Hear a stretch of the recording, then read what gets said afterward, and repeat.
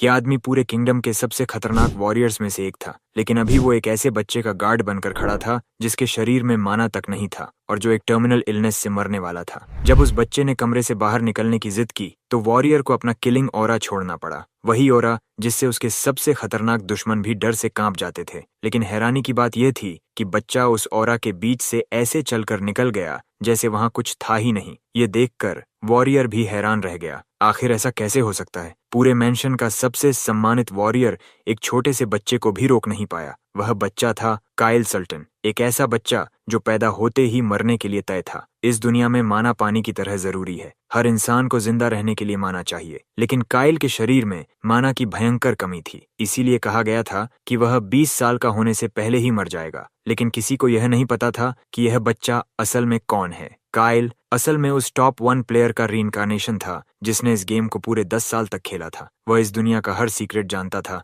यहाँ तक कि काइल की मौत का सच भी। काइल अपनी बीमारी से नहीं मरेगा, बल्कि अपने ही टेरिटरी में होने वाली रिबेलियन में मरेगा, और वह रिबेलियन शुरू करेगा उसका अपना भाई एडोल्फ। काइल एक बहुत ही सम्मानित सोर्ड्समैन फैमिली से आता था, लेकिन दुख की बात यह थी कि उसके पास तलवार चलाने का जरा भी टैलेंट नहीं था। गेम की सारी नॉलेज होने के बावजूद उसे समझ नहीं आ रहा था कि अपनी किस्मत कैसे बदले। धीरे धीरे उसका गुस्सा बढ़ने लगा, वह अपनी सारी फ्रस्ट्रेशन मेड्स पर निकालने लगा। आखिरकार उसके पिता के पास कोई और रास्ता नहीं बचा और उन्होंने उसे कमरे में बंद कर दिया। अब सोचो, परिवार का भविष्य खत्म होने वाला है, उसके पास सोर्ड या मैजिक का टैलेंट नहीं है, बचने की कोई उम्मीद नहीं है, और ऊपर से वह कमरे में कैद है। सच में लगता है जैसे इस बार यूनिवर्स ने उसे खास तौर पर निशाना बनाया हो। लेकिन तभी उसके पीछे अचानक एक अजीब सी रोशनी दिखाई देती है। उस रोशनी में कई ग्लोइंग मैजिक ऑर्ब्स हवा में तैर रहे थे। काइल हैरान रह गया क्योंकि उसने गेम में कभी ऐसा सीन नहीं देखा था। जिज्ञासा में उसने एक ऑर्ब को छू लिया। जैसे ही उसने उसे छुआ, तुरंत कई सिस्टम नोटिफिकेशंस सामने आने लगे और उसका गेम प्रोफाइल खुल गया। तभी उसे पता चला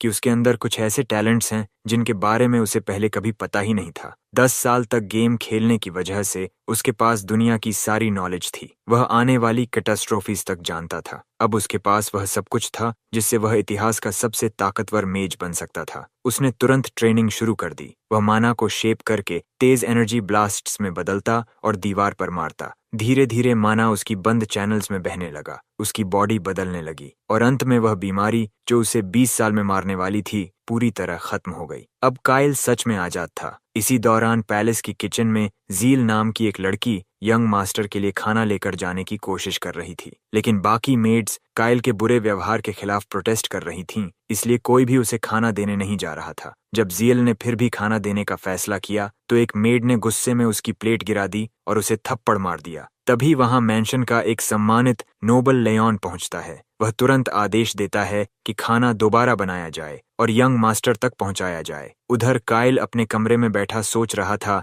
कि अपने 2 नए टैलेंट्स की मदद से मार्क की फैमिली की किस्मत कैसे बदली जाए। जब ज़ियल आखिरकार गर्म खाना लेकर काइल के कमरे में पहुंचती है तो काइल तुरंत अपनी इनसाइट एबिलिटी का इस्तेमाल करता है, और तभी उसे पता चलता है कि इस लड़की के अंदर कई टैलेंट्स छिपे हुए हैं। लेकिन असली हैरानी तब होती है जब उसे पता चलता है कि उसके पास टॉप टियर टैलेंट भी है। तभी काइल के दिमाग में 1 साल पुरानी याद खुलती है। उसे याद आता है कि ज़ील को उसने एक ऑक्शन से सिर्फ $2 में खरीदा था, लेकिन अंत में उसने उसे स्लेवरी से आजाद कर दिया था। आजादी मिलने के बाद ज़ील इतनी भावुक हो गई कि उसने वादा किया कि वह हमेशा काइल के साथ रहेगी। अब काइल को समझ आ गया कि यह लड़की कितनी वैल्यूएबल है। ओरिजिनल गेम में ज़ील नाम का कोई कैरेक्टर नहीं था क्योंकि रिबेलियन शुरू होने से पहले ही वह मर चुकी थी। लेकिन अब काइल ने फैसला कर लिया था कि वह इस बार कहानी बदल देगा। उसने ज़ील से कहा कि वह उसे उसके टैलेंट को इस्तेमाल करना सिखाएगा। यह सुनकर ज़ील बहुत खुश हो गई और उसके दिल में काइल के लिए अफेक्शन और भी बढ़ गया। कुछ दिनों बाद काइल को आखिरकार कमरे से बाहर निकलने की अनुमति मिल गई ताकि वह बाहर के माना पार्टिकल्स अब्सॉर्ब कर सके।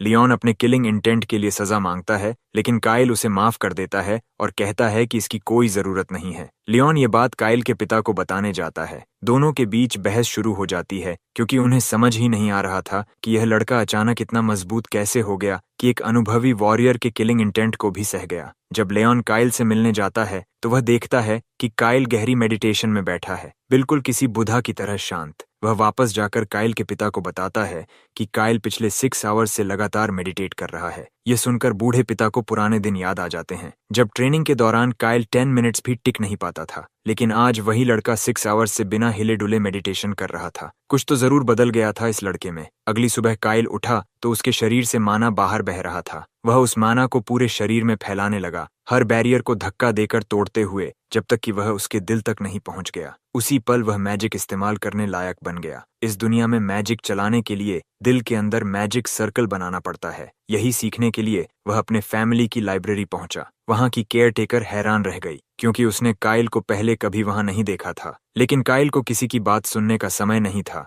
वह हर शेल्फ से किताबें खींचकर खोलने लगा, पागलों की तरह एक ही चीज ढूंढ रहा था, मैजिक सर्कल बनाने का तरीका। कुछ देर लाइब्रेरी उलटने पलटने के बाद उसे आखिर एक इंट्रोडक्टरी मैजिक बुक मिल गई। लेकिन जैसे ही उसने उसे पढ़ना शुरू किया, उसे समझ आया कि किताब की भाषा उसके लिए पूरी तरह अनजान थी। तभी अचानक उसके सामने एक सिस्टम नोटिफिकेशन प्रकट हुआ। उसकी स्पिरिट विजन एबिलिटी एक्टिवेट हो गई थी। इस एबिलिटी की मदद से वह उस अजीब भाषा को तुरंत ट्रांसलेट कर सकता था। अब किताब की सारी जानकारी उसकी समझ में आने लगी। काइल तेजी से बेसिक मैजिक प्रिंसिपल्स सीखने लगा। जब उसे लगा कि यहाँ रुकने का कोई मतलब नहीं है, तो उसने और भी बिगिनर किताबें मांगी। चालाकी से उसने उन सभी किताबों को रेंट कर लिया और अपने पैलेस के कमरे में ले आया। कुछ ही देर में उसका कमरा पेपर्स और किताबों से भर गया। ये सब देखकर गार्ड्स भी हैरान थे। एक ब्लॉन्ड गार्ड ने पूछा कि सब ठीक तो है, क्योंकि उसने काइल को पहले कभी किताब पढ़ते नहीं देखा था। दूसरी तरफ रेड हेड मेड को चिंता होने लगी। काइल पहले पढ़ाई से नफरत करता था, लेकिन अब अचानक वह इतनी किताबें मांग रहा था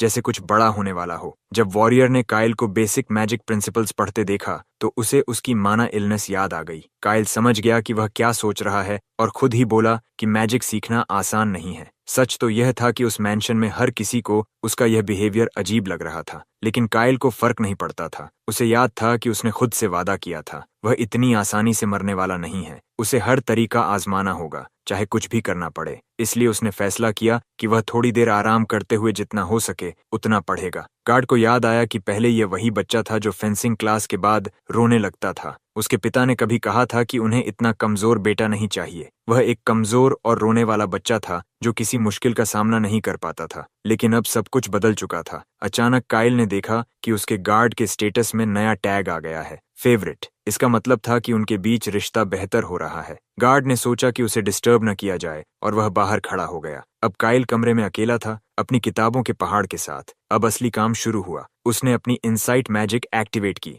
अचानक सारी किताबें जैसे जादू की तरह एक साथ डिकोड होने लगीं। उसकी स्किल की स्पीड पागलपन की हद तक तेज थी, नॉर्मल पढ़ने से 12 टाइम्स फास्टर। मुश्किल हिस्से ऑटोमेटिकली अलग फोल्डर में सेव हो रहे थे। धीरे धीरे मैजिक सर्कल फॉर्मेशन के प्रिंसिपल्स एक डेटाबेस की तरह उसके दिमाग में स्टोर होने लगे। जैसे जैसे किताबें डिकोड होती गईं, उसकी अंडरस्टैंडिंग भी बढ़ती गई। अब उसके पास इतना नॉलेज था कि वह खुद एक मैजिक सर्कल बनाने की कोशिश कर सकता था। उसने माना को अपने शरीर में गाइड किया और उस गोल्डन पाथ पर चलाने लगा। पूरी कंसंट्रेशन के साथ उसने अपनी सारी ब्लू एनर्जी दिल की तरफ भेजी। ये प्रोसेस बेहद दर्दनाक था। ऐसा लग रहा था जैसे उसका दिल जल रहा हो, लेकिन उसे आखिर तक टिके रहना था। अगर वह बीच में हार मान लेता तो माना बेकाबू होकर वापस उसके शरीर में फट पड़ता और उसके ऑर्गन्स को नुकसान पहुंचाता। माना बेकाबू होने लगा। कमरे में रखी किताबें हवा में उछलने लगीं। फिर भी काइल ने हार नहीं मानी। आखिरकार बहुत दर्द और कोशिशों के बाद उसने अपना पहला माना सर्कल बना लिया। उसी पल उसके ब्लॉक्ड माना चैनल्स कमजोर पड़ने लगे।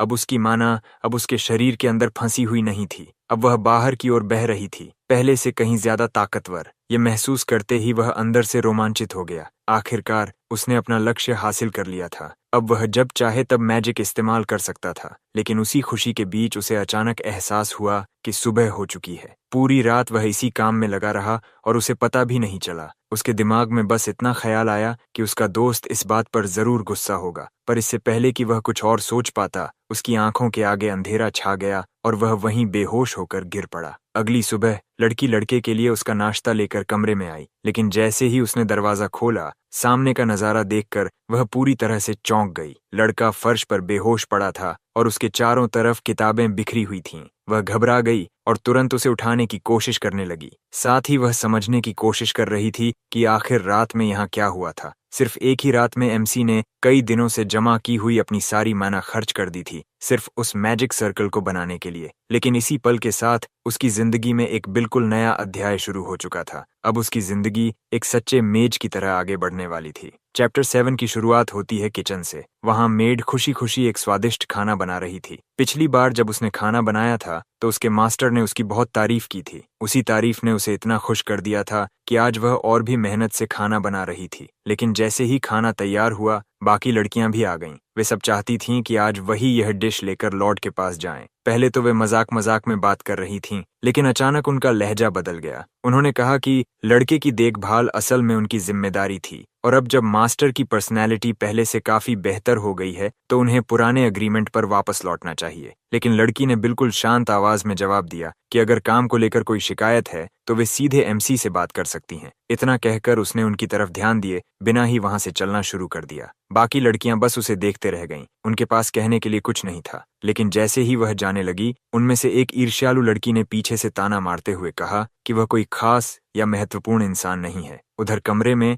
लड़का अपने बिस्तर पर बैठकर आराम से अपना खाना खा रहा था। आज का खाना सीजन्ड मीट से भरा हुआ था और पिछली बार के मुकाबले रेसिपी को थोड़ा बदल दिया गया था, जिससे उसका स्वाद हर दिन और भी बेहतर होता जा रहा था। पिछले कुछ समय से वह रोज कड़ी ट्रेनिंग कर रहा था। इसी दौरान उसने हेड शेफ से कुछ नई रेसिपीज भी सीख ली थीं। खाने के बाद उसके मन में एक और सवाल आया। वह जानना चाहता था कि स्पिरिट मैजिक की पढ़ाई कैसी चल रही है। सबसे पहले उसे उस मैजिक स्टाइल की इंट्रोडक्शन बुक चाहिए थी, लेकिन लड़की काफी समझदार थी। उसने बिना किसी मैजिकल मदद के पहले ही आधी किताब पढ़ ली थी। अब तक जो कुछ उसने पढ़ा था उससे यह साफ लग रहा था कि वह एक मेहनती परिवार से आती है और धीरे धीरे लेकिन लगातार सीखती रहती है। उसकी उम्र के हिसाब से उसकी टैलेंट काफी अच्छी थी, लेकिन अभी भी वह पर्याप्त नहीं थी। किताब बंद करते हुए लड़के ने कहा कि अभी उसके पास समय कम है और उसे और ज्यादा ताकतवर बनना होगा। उसने बताया कि 2 महीनों के अंदर परिवार में सक्सेशन सेरेमनी होने वाली है, लेकिन उसी दिन एक भयानक घटना भी होने वाली है।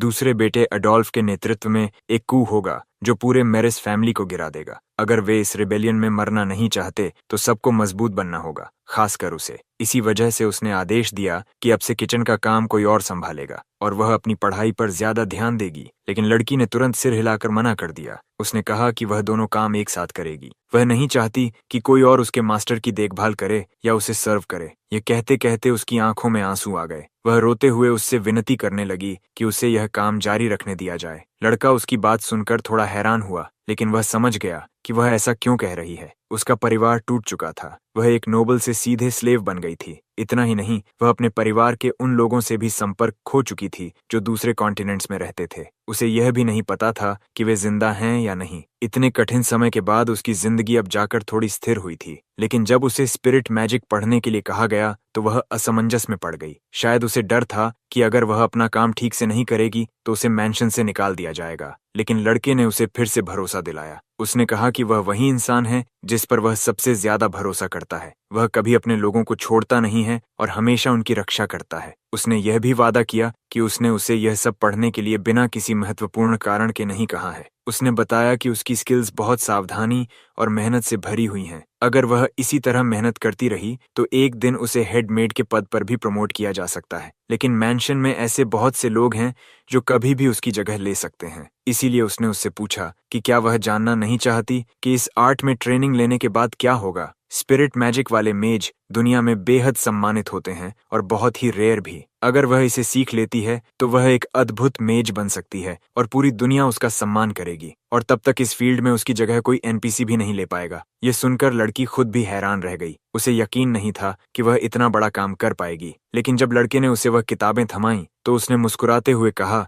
कि वह एक दिन सबसे महान मेज बनेगी। लड़की ने उन किताबों को लिया और अपने लॉर्ड को गले लगा लिया। उसे अपने मास्टर पर पूरा भरोसा था और उसने फैसला कर लिया कि वह पूरी ताकत से मेहनत करेगी। इसके बाद उनके रिलेशनशिप का लेवल बढ़कर 60 तक पहुंच गया। कुछ समय बाद लड़की को ऑफिशियली मास्टर की पर्सनल मेड बना दिया गया ताकि वे दोनों साथ साथ पढ़ाई कर सकें। लड़के की पर्सनल नीड्स का ध्यान रखते हुए उसे एक प्राइवेट रूम में शिफ्ट कर दिया गया। अब से वही उसकी नई जगह बनने वाली थी जहां वह शांति से स्टडी और ट्रेनिंग कर सके। यहाँ सिक्योरिटी भी बेहतर थी और उसे उन जेलस लड़कियों की चिंता भी नहीं करनी पड़ती थी। उसे यह जगह बहुत पसंद आई क्योंकि अब वह अपने लॉर्ड के कमरे के काफी करीब थी। दोनों ने मिलकर फैसला किया कि चाहे जो भी हो वे पूरी मेहनत करेंगे और हर हाल में सरवाइव करेंगे। जब लड़की अपने कमरे में पढ़ाई कर रही होती तो कभी कभी खिड़की से बाहर देखकर लड़के को गार्डन में टहलते हुए देखती। हर बार जब वे मिलते उनके बीच अपनापन थोड़ा और बढ़ जाता और उनका रिलेशनशिप और मजबूत हो जाता। कुछ समय बाद वॉरियर को एक जरूरी खबर सुननी पड़ी। यह खबर महान लॉर्ड एडल्फ के बारे में थी। उसे पता चल गया था कि उसका छोटा भाई बदल गया है। हाल ही में वह काफी मजबूत हो गया था और हर दिन लगातार ट्रेनिंग कर रहा था। साथ ही वह मैजिकल स्टडीज पर भी ध्यान दे रहा था और उसकी पर्सनैलिटी भी पहले से बहुत बेहतर हो गई थी। अब वह पहले जैसा परेशान करने वाला नहीं रहा था। यह सब जानकर एडोल्फ को एहसास हुआ कि उसका भाई आखिरकार मैच्योर हो गया है। इसलिए उसने सोचा कि बड़े भाई होने के नाते उसे जाकर उससे मिलना चाहिए। चैप्टर 8 की शुरुआत होती है। लड़के की सुबह की सैर में हमेशा अपने दोस्त से मिलने का एक पल शामिल होता था। इस बार वह उसे एक ऐसी जगह ले जाना चाहता था जहां कोई देख न सके। उसने कहा कि वह वहां एक मैजिक एक्सपेरिमेंट करने वाला है। दोनों किंगडम की सीमा से बाहर एक ऐसी जगह पहुंचे जो घने पेड़ों से ढकी हुई थी। जब वह ट्रेनिंग करेगा तब उसका दोस्त आसपास नजर रखेगा ताकि कोई भी उनके करीब न आए और उनका सीक्रेट बाहर न जाए। ब्लॉन्ड लड़का थोड़ा चिंतित दिख रहा था क्योंकि उसका दोस्त उस बीमारी के साथ ट्रेनिंग नहीं करना चाहिए था। लेकिन अब लॉर्ड काइल पहले जैसा नहीं था। अब वह अपनी एनर्जी को सच में कंट्रोल कर सकता था। उसने सामने खड़े एक पेड़ की तरफ एक पावरफुल मैजिक मिसाइल छोड़ी। अगले ही पल एक जोरदार एक्सप्लोजन हुआ। उस धमाके की ताकत देखकर दोनों ही हैरान रह गए। अटैक इतना शक्तिशाली था कि उसने पेड़ को पूरी तरह नष्ट कर दिया। इससे साफ हो गया कि यह टेस्ट सफल रहा। आवाज इतनी तेज थी कि शायद मैंशन तक भी सुनाई दे सकती थी, लेकिन ऑरा ने उस शोर को दबा दिया। ब्लॉन्ड दोस्त की तेज रिफ्लेक्सेस सही समय पर काम आईं और उनका सीक्रेट सुरक्षित रहा। काइल ने बताया कि कुछ दिन पहले उसने लाइब्रेरी से ली हुई किताब की इंस्ट्रक्शंस फॉलो करके अपना पहला मैजिक सर्कल बना लिया था। उसी के साथ ऑरा की मदद से उसने उस बीमारी को भी काबू कर लिया जो उसे हर दिन परेशान करती थी। मुस्कुराते हुए वह अपना मैजिक दिखाते हुए कहता है कि वह इतनी जल्दी मरने वाला नहीं है। तब उसके दोस्त को समझ आया कि पिछले कुछ दिनों से उसके दोस्त में जो बदलाव महसूस हो रहा था वह आखिर क्यों था। उसने अपने छोटे भाई को अपनी समझदारी से खुद को हील करने के लिए बधाई दी। अब उनके बीच का रिश्ता भी बेहतर हो गया, जैसे किसी ऐसे इंसान के लिए होता है जो परसिवरेंस की कद्र करता है। लेकिन एक बात अभी भी अजीब थी। ये magic missile technically first circle का स्पेल था और इसकी ताकत किसी बड़े ब्रूट के पंच जितनी भी नहीं होनी चाहिए थी, मगर असल में इसकी पावर किसी 4th लेवल सर्कल जैसी लग रही थी। ये सच में पागलपन जैसा था कि एक बिगिनर मेज ने 4थे रैंक की क्षमता अनलॉक कर ली थी। शायद लड़का एक प्रोडिजी था जिसे पहले कभी नोटिस ही नहीं किया गया। अपनी स्किल की वजह से वह लाइब्रेरी की लगभग सारी किताबें पढ़ चुका था और उसने महीनों की पढ़ाई बचाकर सीधे पहला सर्कल बना लिया था। लेकिन पढ़ाई के दौरान उसके दिमाग में एक सवाल आया, यहाँ मैजिक ओरिजिनल गेम से इतना अलग क्यों है? यहाँ उसे पहले रिचुअल ड्रॉ करना पड़ता है और फिर स्पेल एक्टिवेट करने के लिए मुश्किल इक्वेशंस हल करनी पड़ती हैं, जबकि गेम में मैजिक काफी सिंपल था। बस एक सिंबल बनाओ और माना खुद ही एक्टिवेट हो जाता था। लेकिन उसकी मैजिक बिल्कुल यूजर फ्रेंडली नहीं थी और जरूरत से ज्यादा पावरफुल थी। यही असली समस्या थी, क्योंकि अभी सही समय नहीं था कि वह अपनी असली पहचान सबके सामने दिखाए। इसीलिए उसने अपने दोस्त से कहा कि यह बात सिर्फ उन दोनों के बीच सीक्रेट रहनी चाहिए। लेकिन जिस तरह उसने यह बात कही उससे उनके रिलेशनशिप में थोड़ी गिरावट आ गई, क्योंकि उसका दोस्त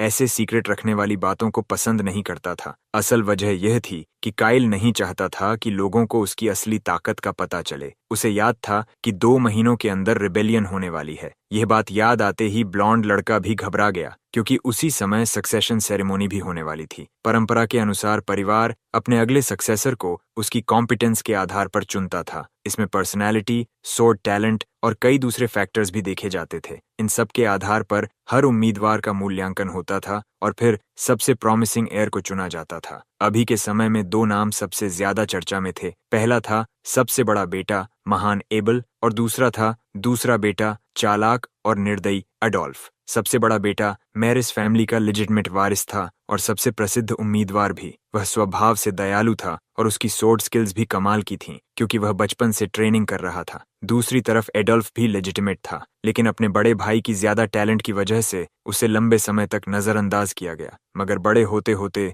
उसकी एबिलिटीज अचानक बहुत बढ़ गईं और उसने काफी सपोर्टर्स भी जुटा लिए। सच कहें तो उसका व्यक्तित्व किसी गैंग लीडर जैसा लगता था। जब वे दोनों आमने सामने आए तो तुरंत ही माहौल अजीब सा हो गया। दोनों ऐसे बर्ताव करने लगे जैसे सामने वाला मौजूद ही नहीं हो। हल्की हल्की तानेबाजी शुरू हो गई। गोल्डन नाइट ने मुस्कुराते हुए कहा कि वह तो इतना खोया हुआ था कि उसे उनके आने का पता ही नहीं चला। लेकिन यह बहाना मानना मुश्किल था, क्योंकि उसके पास 5 साल की उम्र से ही एक बेहद मजबूत ऑरा था। ये बस बचपन की एक छोटी सी कहानी थी, जिसे दोहराने का खास मतलब नहीं था। दूसरी तरफ बीच वाला भाई अडोल्फ अपनी ऑरा को 15 साल की उम्र में जाकर जागृत कर पाया था, जो काफी देर से माना जाता है। हालांकि इस दुनिया में ऐसा होना असामान्य नहीं था। कई लोग लेट ब्लूमर होते हैं और बहुत बाद में मैजिकल ट्रेनिंग शुरू करते हैं। अचानक क्रूल गाय के फॉलोअर्स के बीच झगड़ा शुरू हो गया। यह देखकर एडोल्फ को गुस्सा आ गया, क्योंकि वह जानता था कि अपने पिता के घर के नियमों का अनादर नहीं किया जा सकता। एबल ने हल्की मुस्कान के साथ कहा कि उसके भाई के सबऑर्डिनेट्स काफी अच्छी तरह ट्रेंड हैं और किसी संभावित एयर की सेवा करने के लायक हैं। लेकिन दोनों भाइयों के बीच का तनाव और बढ़ गया। एडोल्फ ने ठंडे अंदाज में कहा कि वे अभी जितना चाहे हंस लें, क्योंकि ज्यादा समय तक यह हंसी नहीं चलेगी। जब वह वहां से गया तो उसकी यह आखिरी लाइन काफी सस्पिशियस लगी और माहौल थोड़ा डरावना हो गया। उधर खाना खाते समय एमसी आने वाली सेरेमोनी के बारे में सोचने लगा। 2 महीनों बाद सक्सेशन सेरेमोनी होने वाली थी। इस टेरिटरी में वह नियम नहीं था कि सबसे बड़ा बेटा ही सब कुछ विरासत में पाए। यहाँ एयर को चुना जाता था और चुने जाने के लिए सबसे अहम क्राइटेरिया थे स्ट्रेंथ और रैंकिंग। इसमें सिर्फ एक एक्सेप्शन था, यंग मास्टर। उसकी बीमारी की वजह से उसे शुरू से ही सक्सेशन से बाहर कर दिया गया था। उसके अलावा उसका तीसरा बड़ा भाई जो ड्यूक था भी इन राजनीतिक चालों में शामिल नहीं हो सकता था। इसलिए अभी असल मुकाबला 2 बड़े भाइयों के बीच था, एबल और एडोल्फ। सेरेमोनी में ज्यादा समय नहीं बचा था। उससे पहले कोई बड़ा कदम उठाना भी आसान नहीं था, और अगर एमसी की पावर्स किसी को पता चल गईं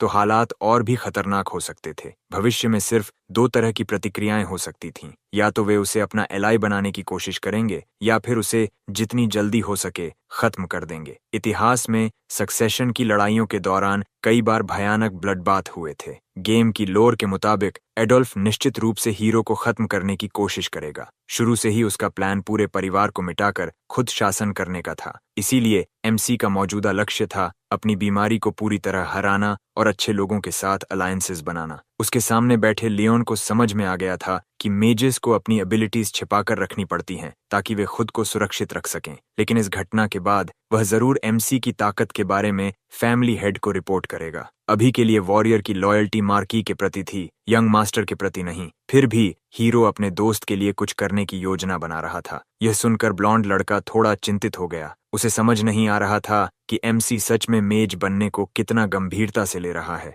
लेकिन वह यह भी जानता था कि अगर उनके पिता को पता चला कि उनका सबसे छोटा बेटा मजबूत बन रहा है तो उन्हें बहुत गर्व होगा। इस बातचीत की वजह से दोनों का रिलेशनशिप काफी बेहतर हो गया। एमसी को एक और दिलचस्प बात पता चली, साथ में खाना खाने से कैरेक्टर्स के बीच रिलेशनशिप तेजी से बढ़ता है। इसलिए उसने फैसला किया कि अब से वे हर दिन साथ में खाना खाएंगे। रात होने के बाद भी बच्चा लगातार अपने रिचुअल्स की पढ़ाई करता रहा। अगर वह इन्हें मैजिक के साथ एक्टिवेट कर पाए तो उसकी पावर बेहद तेजी से बढ़ सकती थी, लगभग पागलपन की हद तक। लेकिन उसे समझ नहीं आ रहा था कि गेम का तरीका उसे इतना ज्यादा ताकतवर क्यों बना रहा है। किसी न किसी दिन उसे अपनी पावर्स दूसरे लोगों को दिखानी ही पड़ेंगी। इस दुनिया में माना एक्टिवेशन बहुत धीमा और कठिन प्रोसेस था, लेकिन अपनी पावर को ज्यादा सटीक तरीके से कंट्रोल करने के लिए उसने कुछ नए तरीकों के बारे में सोचना शुरू किया। अगर वह कुछ एडवांटेजेस और स्ट्रेटजीज को मिलाकर इस्तेमाल करे तो वह दोनों सिस्टम्स को कंबाइन करके बहुत ज्यादा पावर हासिल कर सकता था। समस्या यह थी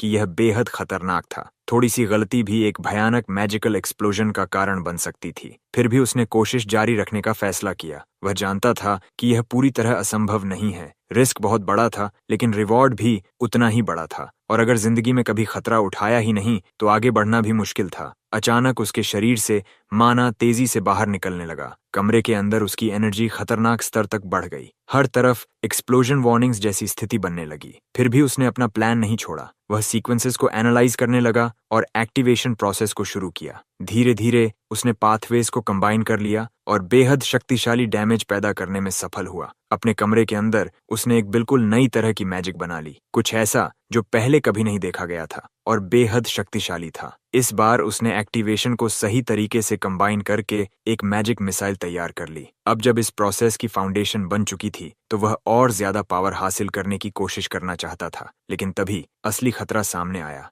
एक्सप्लोजन्स की आवाजें बाहर तक सुनाई देने लगीं और किसी का ध्यान उस कमरे की तरफ खींचने लगा। उसी समय एक मेड वहां से गुजर रही थी। आवाज सुनकर वह चिंतित हो गई और यह देखने जाना चाहती थी कि उसका मास्टर ठीक है या नहीं। सौभाग्य से लड़का बिल्कुल ठीक था, लेकिन कमरे की दीवार में अब एक बड़ा सा छेद हो चुका था। साफ था कि ऐसे एक्सपेरिमेंट घर के अंदर करने के बजाय बाहर करना ज्यादा समझदारी होती। शायद यही वजह थी कि बार बार नोटिफिकेशंस आ रही थीं कि उसे ट्रेनिंग के लिए एक वर्कशॉप बनानी चाहिए। तभी वॉरियर भी वहां पहुंच गया, जो उस तेज आवाज से चौंक गया था। उधर किचन में सूप का स्वाद कुछ अजीब लग रहा था। उसमें नमक नहीं था, बिल्कुल फीका और बेमजा। तभी एक दूसरी मेड ने ध्यान दिया कि यह सूप मेहनती लड़की बना रही है। उसका नाम डेजी था, जो उसकी दोस्त थी और बहुत दयालु स्वभाव की थी। लेकिन लड़की उसके पास जाने से डर रही थी, क्योंकि पिछली बार बाकी मेड्स के साथ उसका अनुभव अच्छा नहीं रहा था। डेजी बाकी लड़कियों से अलग थी और उसने उसे बताया कि खाने में सीजनिंग कैसे बेहतर की जाती है। उसने एक खास इंग्रेडिएंट के बारे में बताया जो खाने को गहरा और स्वादिष्ट फ्लेवर देता है। जब लड़की ने उस सीजनिंग के साथ खाना चखा तो वह हैरान रह गई कि स्वाद कितना अच्छा हो गया था। डेजी का व्यवहार देखकर उसने उससे कुकिंग टेक्निक्स सिखाने की रिक्वेस्ट की। सौभाग्य से डेजी भी खुश थी कि दोनों को साथ में थोड़ा सीखने का मौका मिल रहा है। दोनों मिलकर खाना देने जा रही थीं और रास्ते में लॉर्ड के बारे में बात करने लगीं। डेजी ने माना कि जब उसने सुना कि लॉर्ड ने सिर्फ अपने लिए एक मेड मांगी है तो वह थोड़ा चिंतित हो गई थी। लेकिन हाल ही में एमसी का व्यवहार काफी सम्मानजनक हो गया था और वह बुरा इंसान नहीं लग रहा था। जब एमसी पढ़ाई कर रहा था तब उसे पता चला कि डेजी ने उससे जुड़ी जानकारी पूछी थी, जैसा कि उन्होंने पहले तय किया था। येल ने अपने दोस्त की हालत के बारे में कुछ नहीं बताया। डेजी को अच्छा काम करने और सही फैसला लेने के लिए प्रेज भी मिला। एमसी को लगा था कि इम्पेशेंट लोग अब तक कोई कदम उठा चुके होंगे, लेकिन मामला जितना दिखता है उससे ज्यादा लंबा है। फिर भी बीच वाला भाई एडोल्फ जल्दबाजी करने वाला था। साफ था कि वह अपने बुरे प्लान्स को जल्दी अंजाम देना चाहता था। अपने ऑफिस में मार्की को जब पता चला कि उसके बेटे ने अपनी बीमारी पर काबू पा लिया है तो वह पूरी तरह हैरान रह गया। लेओन ने रिपोर्ट दी कि लड़का मैजिक की पढ़ाई कर रहा है, यहाँ तक कि उसने बिना किसी खास टैलेंट के फर्स्ट सर्कल भी हासिल कर लिया है। यह सुनकर फैमिली हेड बिल्कुल स्तब्ध रह गया। उसे याद था कि एमसी की हालत कितनी खराब थी और वह लगभग हमेशा उदास रहता था। इसी वजह से पिता और बेटे के बीच अक्सर झगड़े होते थे और वे एक दूसरे से दुश्मनों की तरह बहस करते थे। एक बेहद बुरे पल में लड़के ने अपने ही पिता को यह कहते सुना था कि वह ऐसा बेटा कभी नहीं चाहता था जो सिर्फ परेशानियां पैदा करे। अब साफ दिख रहा था कि आदमी को उस गुस्से में कई बातों का पछतावा है। उस बीमारी को हराने के लिए किसी के पास असामान्य मैजिक टैलेंट होना जरूरी था और ऐसा टैलेंट आमतौर पर 5 साल की उम्र में ही दिखाई देता है। शायद यह पहली बार था जब किसी ने 13 साल की उम्र में यह कर दिखाया हो। इसमें कोई शक नहीं था कि काइल ने अपनी समस्या को पार कर लिया है, क्योंकि अब वह मैजिक मैनिपुलेट कर सकता था। यह सच में एक चमत्कार था। फिर भी शायद लड़का अपने पिता से नाराज होगा, लेकिन वॉरियर ने कहा कि कोई नाराजगी नहीं है, असल में मामला उल्टा है। लड़के ने खुद कहा था कि वह फैमिली हेड से व्यक्तिगत रूप से मिलना चाहता है, क्योंकि वह लगभग हमेशा घर के अंदर ही रहता है और बाहर जाने के लिए मार्की की परमिशन चाहिए। उसने जोर देकर कहा कि उसके पिता जानते हैं कि वह उनसे अकेले में मिलना चाहता है। ये सुनकर आदमी ने निष्कर्ष निकाला कि अभी उनके बीच कोई रिजेंटमेंट नहीं है। ये बात सुनकर दुखी पिता के चेहरे पर फिर से खुशी लौट आई, क्योंकि अब वह अपने बेटे से मिल सकता था। उसी समय लड़का अच्छे कपड़ों में तैयार होकर मेरिस से मिलने पहुंच गया। चैप्टर 11। वह एक सम्मानित सोर्ड्समैन परिवार का हेड था, जिसने कई पीढ़ियों से बॉर्डर को मॉन्स्टर्स से बचाया था। पूरे कॉन्टिनेंट में मौजूद सिर्फ 5 सोर्ड मास्टर्स में से एक और सबसे महत्वपूर्ण प्रोटैगनिस्ट का पिता। उसके पास जाते ही लड़के के हाथ बिना किसी वजह के कांपने लगे, लेकिन उसका शरीर अब भी उन पुराने डर और रिजेंटमेंट को याद कर रहा था। उसे वह समय याद आया जब वे तलवार की ट्रेनिंग करते थे और उसे बार बार डांटा जाता था। वह इतना कमजोर था कि लकड़ी की तलवार भी नहीं उठा पाता था। वह तलवार उसके लिए बहुत भारी थी। एक ऐसे सोर्ड्समैन परिवार के लिए यह बहुत बड़ी निराशा थी, जहां कभी इतना कमजोर बच्चा पैदा नहीं हुआ था। लंबे समय तक उसे लगता रहा कि वह बेकार है, क्योंकि वह तलवार इस्तेमाल नहीं कर सकता था। उसे डर था कि एक दिन उसे छोड़ दिया जाएगा। ये सारी भावनाएं प्रोटैगनिस्ट के मन में एक साथ उमड़ पड़ीं, क्योंकि उसे सब कुछ याद आ गया था। ये यादें असल में इस शरीर के असली मालिक उस प्रिंस की थीं, लेकिन क्योंकि उनकी आत्माएं आपस में उलझ गई थीं, उनकी भावनाएं भी एक दूसरे से जुड़ गई थीं। सौभाग्य से अब इस शरीर को नियंत्रित करने वाला वही डरपोक लड़का नहीं था, क्योंकि वह सिर्फ वह लड़का ही नहीं था, बल्कि असल जिंदगी का एक वयस्क इंसान ली भी था। उसका लक्ष्य था यह साबित करना कि काइल सुल्टरान सम्मान पाने के लायक है। आखिरकार दोनों आमने सामने बैठे और कमरे में एक अजीब सी खामोशी छा गई। लगता था कि हीरो इस मुलाकात में अपने पिता से कुछ कहना चाहता था। नियम साफ थे, उसे बिना अनुमति अपने कमरे से बाहर जाने की इजाजत नहीं थी। हाल ही में पढ़ाई करने की वजह से उसे लाइब्रेरी जाने की अनुमति मिल गई थी, लेकिन उसे कोई परेशानी खड़ी नहीं करनी थी। हीरो अपने पिता पर बिल्कुल भरोसा नहीं करता था, क्योंकि पहले बहुत सारी समस्याएं हो चुकी थीं। फिर भी उसका पिता पूरे कॉन्टिनेंट के सबसे शक्तिशाली लोगों में से एक था और एक बेहद खतरनाक प्रतिद्वंद्वी भी। हालात आसान नहीं थे और इसका सामना करने का एक ही तरीका था, सीधी नेगोशिएशन। पहले वह गुस्से में आकर जवाब दे देता, लेकिन अब वह काफी मैच्योर हो चुका था। वह पहले ही अपने पिता को बहुत परेशान कर चुका था और उसका अतीत उस पर भारी पड़ रहा था। इसलिए अब वह गंभीरता से सोच रहा था और उसके पास बदलने का मौका था। कई सालों की लड़ाइयों और टकराव के बाद लड़के ने आखिरकार अपने व्यवहार के लिए माफी मांगी। इसके साथ ही उस चतुर लड़के ने मार्की के सामने एक डील भी रखने की बात कही। अब सबको पता चल चुका था कि पहले बीमार रहने वाला वह लड़का उस बीमारी को हरा चुका है जो उसे धीरे धीरे खत्म कर रही थी। यह एक बड़ा चमत्कार था जिसे इस फैंटेसी दुनिया में भी मानना मुश्किल था। प्रोटोगोनिस्ट की शक्ति असामान्य थी क्योंकि वह अलग अलग सर्कल्स को मिला सकता था। उसने यह साबित करने के लिए एक फायरबॉल बनाया कि वह फर्स्ट सर्कल मेज बन चुका है। वॉरियर की कहानी सुनने के बाद भी पिता को इस पर भरोसा नहीं था, लेकिन जैसे ही उसने अपनी आंखों से यह देखा, सब कुछ बदल गया। लड़का इतना मजबूत हो चुका था कि वह अपने शरीर में बहते माना को महसूस कर सकता था, जो लगातार बढ़ रहा था। इस दुनिया में जो मेजेस उस बीमारी को हरा देते हैं, उनके पास पागलपन जैसी पोटेंशियल होती है। यहाँ एक शक्तिशाली मेज की कीमत पूरे नाइट्स के ऑर्डर के बराबर होती है। हालांकि उसका परिवार सोर्ड्समैन के लिए जाना जाता था, लेकिन फ्रंट लाइन पर एक मजबूत मेज होना भी बहुत बड़ा फायदा हो सकता था। अगर परिवार इस योजना का समर्थन करे तो सभी को इन एबिलिटीज से लाभ मिलेगा। एलीट सोर्ड्समैन और एक्सेप्शनल मेजेस का मिला जुला आर्मी पूरे कॉन्टिनेंट में सबसे ताकतवर बन सकता है। ये डील परिवार के लिए भी फायदेमंद थी और उस लड़के के लिए भी। उसकी टैलेंट में इन्वेस्ट करना और उसे विकसित करना सही फैसला था। जिंदगी में सबसे जरूरी जीतना होता है और मार्की हमेशा प्रॉफिट और ऑनर को सबसे ऊपर रखता था। अगर वह फैमिली बॉन्ड की बात करता तो शायद काम नहीं बनता, क्योंकि मार्की परिवार के हित के लिए ठंडे दिमाग से कठोर फैसले लेने में सक्षम था। लेकिन अगर दोनों के हित एक जैसे हों तो कमजोर रिश्ता भी सहयोग में बदल सकता है। अब मामला दो समझदार वयस्कों के बीच तय होने वाला था। बूढ़े आदमी को तो यह भी समझ नहीं आ रहा था कि सामने बैठा लड़का वही बेटा है जिसे वह पहले जानता था या नहीं, क्योंकि अब वह किसी बच्चे की तरह व्यवहार नहीं कर रहा था। वह पूरी तरह बड़ा और समझदार लग रहा था। उसने परिवार से अनुरोध किया कि वे उसकी जैसी दुर्लभ टैलेंट में निवेश करें। नेगोशिएशन इतनी अच्छी तरह हुई कि उसने सामने वाले की जरूरतों को समझ लिया और उसी आधार पर सौदा किया। अंत में उसने अपनी ताकत और अधिकार का इस्तेमाल करते हुए वही हासिल किया जो वह चाहता था। ये सच में अजीब था कि जो बच्चा पहले किताबें जलाता था वही अब इतनी समझदारी से बात कर रहा था। जो बच्चा कभी परिवार के लिए निराशा माना जाता था वह अब बदल चुका था। अब जब उसे मूल्यवान समझा जाने लगा था तो परिवार उसकी पढ़ाई के लिए फंडिंग देने वाला था, साथ ही मैजिक स्टोन्स भी। लेकिन इसके बदले उसे खुद को साबित करना होगा और अपने पिता को निराश नहीं करना होगा। कुछ दिन बीत गए और उसके दोस्त उसके कमरे में आए। अब सब कुछ पहले से कहीं ज्यादा लग्जूरियस था, यहाँ तक कि मेजेस के लिए एक पर्सनल वर्कशॉप भी बना दिया गया था। उसके अंदर की दीवारों को मैजिकल बैरियर से मजबूत किया गया था। इसके अलावा वहाँ हर तरह के टूल्स, पोशंस और आर्टिफैक्ट्स भी रखे हुए थे। वॉरियर ये देखकर हैरान रह गया, क्योंकि यह सब बनाने में बहुत ज्यादा पैसा लगा होगा। सौभाग्य से उसके प्यारे पिता हर आखिरी कॉइन खर्च करने के लिए तैयार थे। ये थोड़ा आश्चर्यजनक था कि वह सख्त स्वभाव वाला आदमी अपने ही बेटे के चाम से प्रभावित हो गया। जील भी हैरान थी, क्योंकि कमरे के अंदर स्पिरिट मैजिक को खुलकर इस्तेमाल करना मुश्किल होता है। इसलिए उसके दोस्त ने इसके लिए एक अलग जगह बनवा दी थी। उस जगह में एंटी वाइब्रेशन डिवाइसेस लगाए गए थे ताकि वह बिना किसी डर के प्रैक्टिस कर सके, और उसे यह भी अनुमति थी कि जब चाहे वह वर्कशॉप का इस्तेमाल कर सके, क्योंकि प्रोटैगोनिस्ट चाहता था कि भविष्य में वह सिर्फ एक मेड न रहे बल्कि उसकी राइट हैंड बने, एक ऐसी स्पिरिट मेज जैसी इस दुनिया में पहले कभी नहीं देखी गई। उसकी यह बात सुनकर लड़की की आंखों से आंसू निकल पड़े, क्योंकि वह पहले से ही हर दिन बिना आराम किए काम करती थी। उसका लक्ष्य साफ था, जितना हो सके उतना सीखना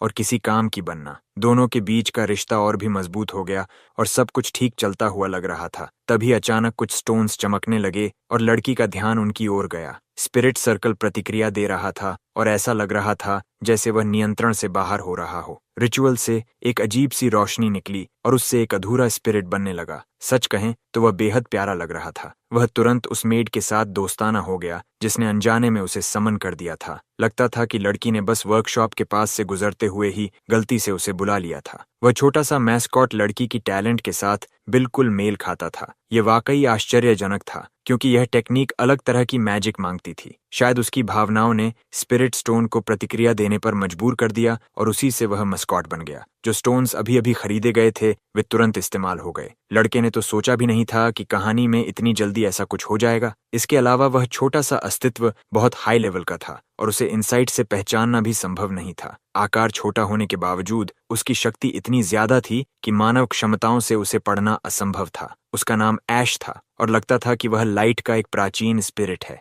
ये सुनकर लड़का चौंक गया क्योंकि उसने उम्मीद नहीं की थी कि इतना प्यारा सा दिखने वाला प्राणी इतना शक्तिशाली होगा। एल्डर स्पिरिट्स इस दुनिया में लगभग सबसे ऊंचे स्तर के माने जाते थे और उन्हें समन करना बेहद कठिन होता था। उसका आकार भले छोटा था लेकिन यह उसका असली रूप नहीं था। अगर वह अपने असली आकार में लौट आता तो पूरा मैंशन ही ढह जाता। वह लड़की के साथ कॉन्ट्रैक्ट करना चाहता था ताकि वे हमेशा के लिए दोस्त बन सकें। इसके लिए दोनों के बीच मजबूत कंपैटिबिलिटी होना जरूरी था। एल्डर स्पिरिट ने सहमति दी और उस शक्तिशाली फ्रेंडशिप कॉन्ट्रैक्ट को सील करने के लिए रिचुअल शुरू कर दिया। मेड ने भी अपनी सहमति दी और इस तरह उसे एक शक्तिशाली साथी मिल गया। जब रिचुअल पूरा हो गया तो उसे अपने नए साथी के लिए एक नाम चुनना था। हीरो ने एक नाम सुझाया और लड़की ने उसे पिकाचू कहने का फैसला किया। ये लड़के की नई शरारत थी। उसने उस स्पिरिट का नाम पिकाचू रख दिया। अब से वही उसका नाम था और लड़की बेहद खुश थी कि उसे एक नया दोस्त मिल गया। टैलेंट डेवलपमेंट प्रोजेक्ट शानदार तरीके से काम कर रहा था और सब कुछ उम्मीद से बेहतर चल रहा था। कुछ दिन बीत गए और मैंशन में एक नई सुबह फिर से आई। वॉरियर ने स्वीकार किया कि उसने अपने प्रोटेजे पर उतना ध्यान नहीं दिया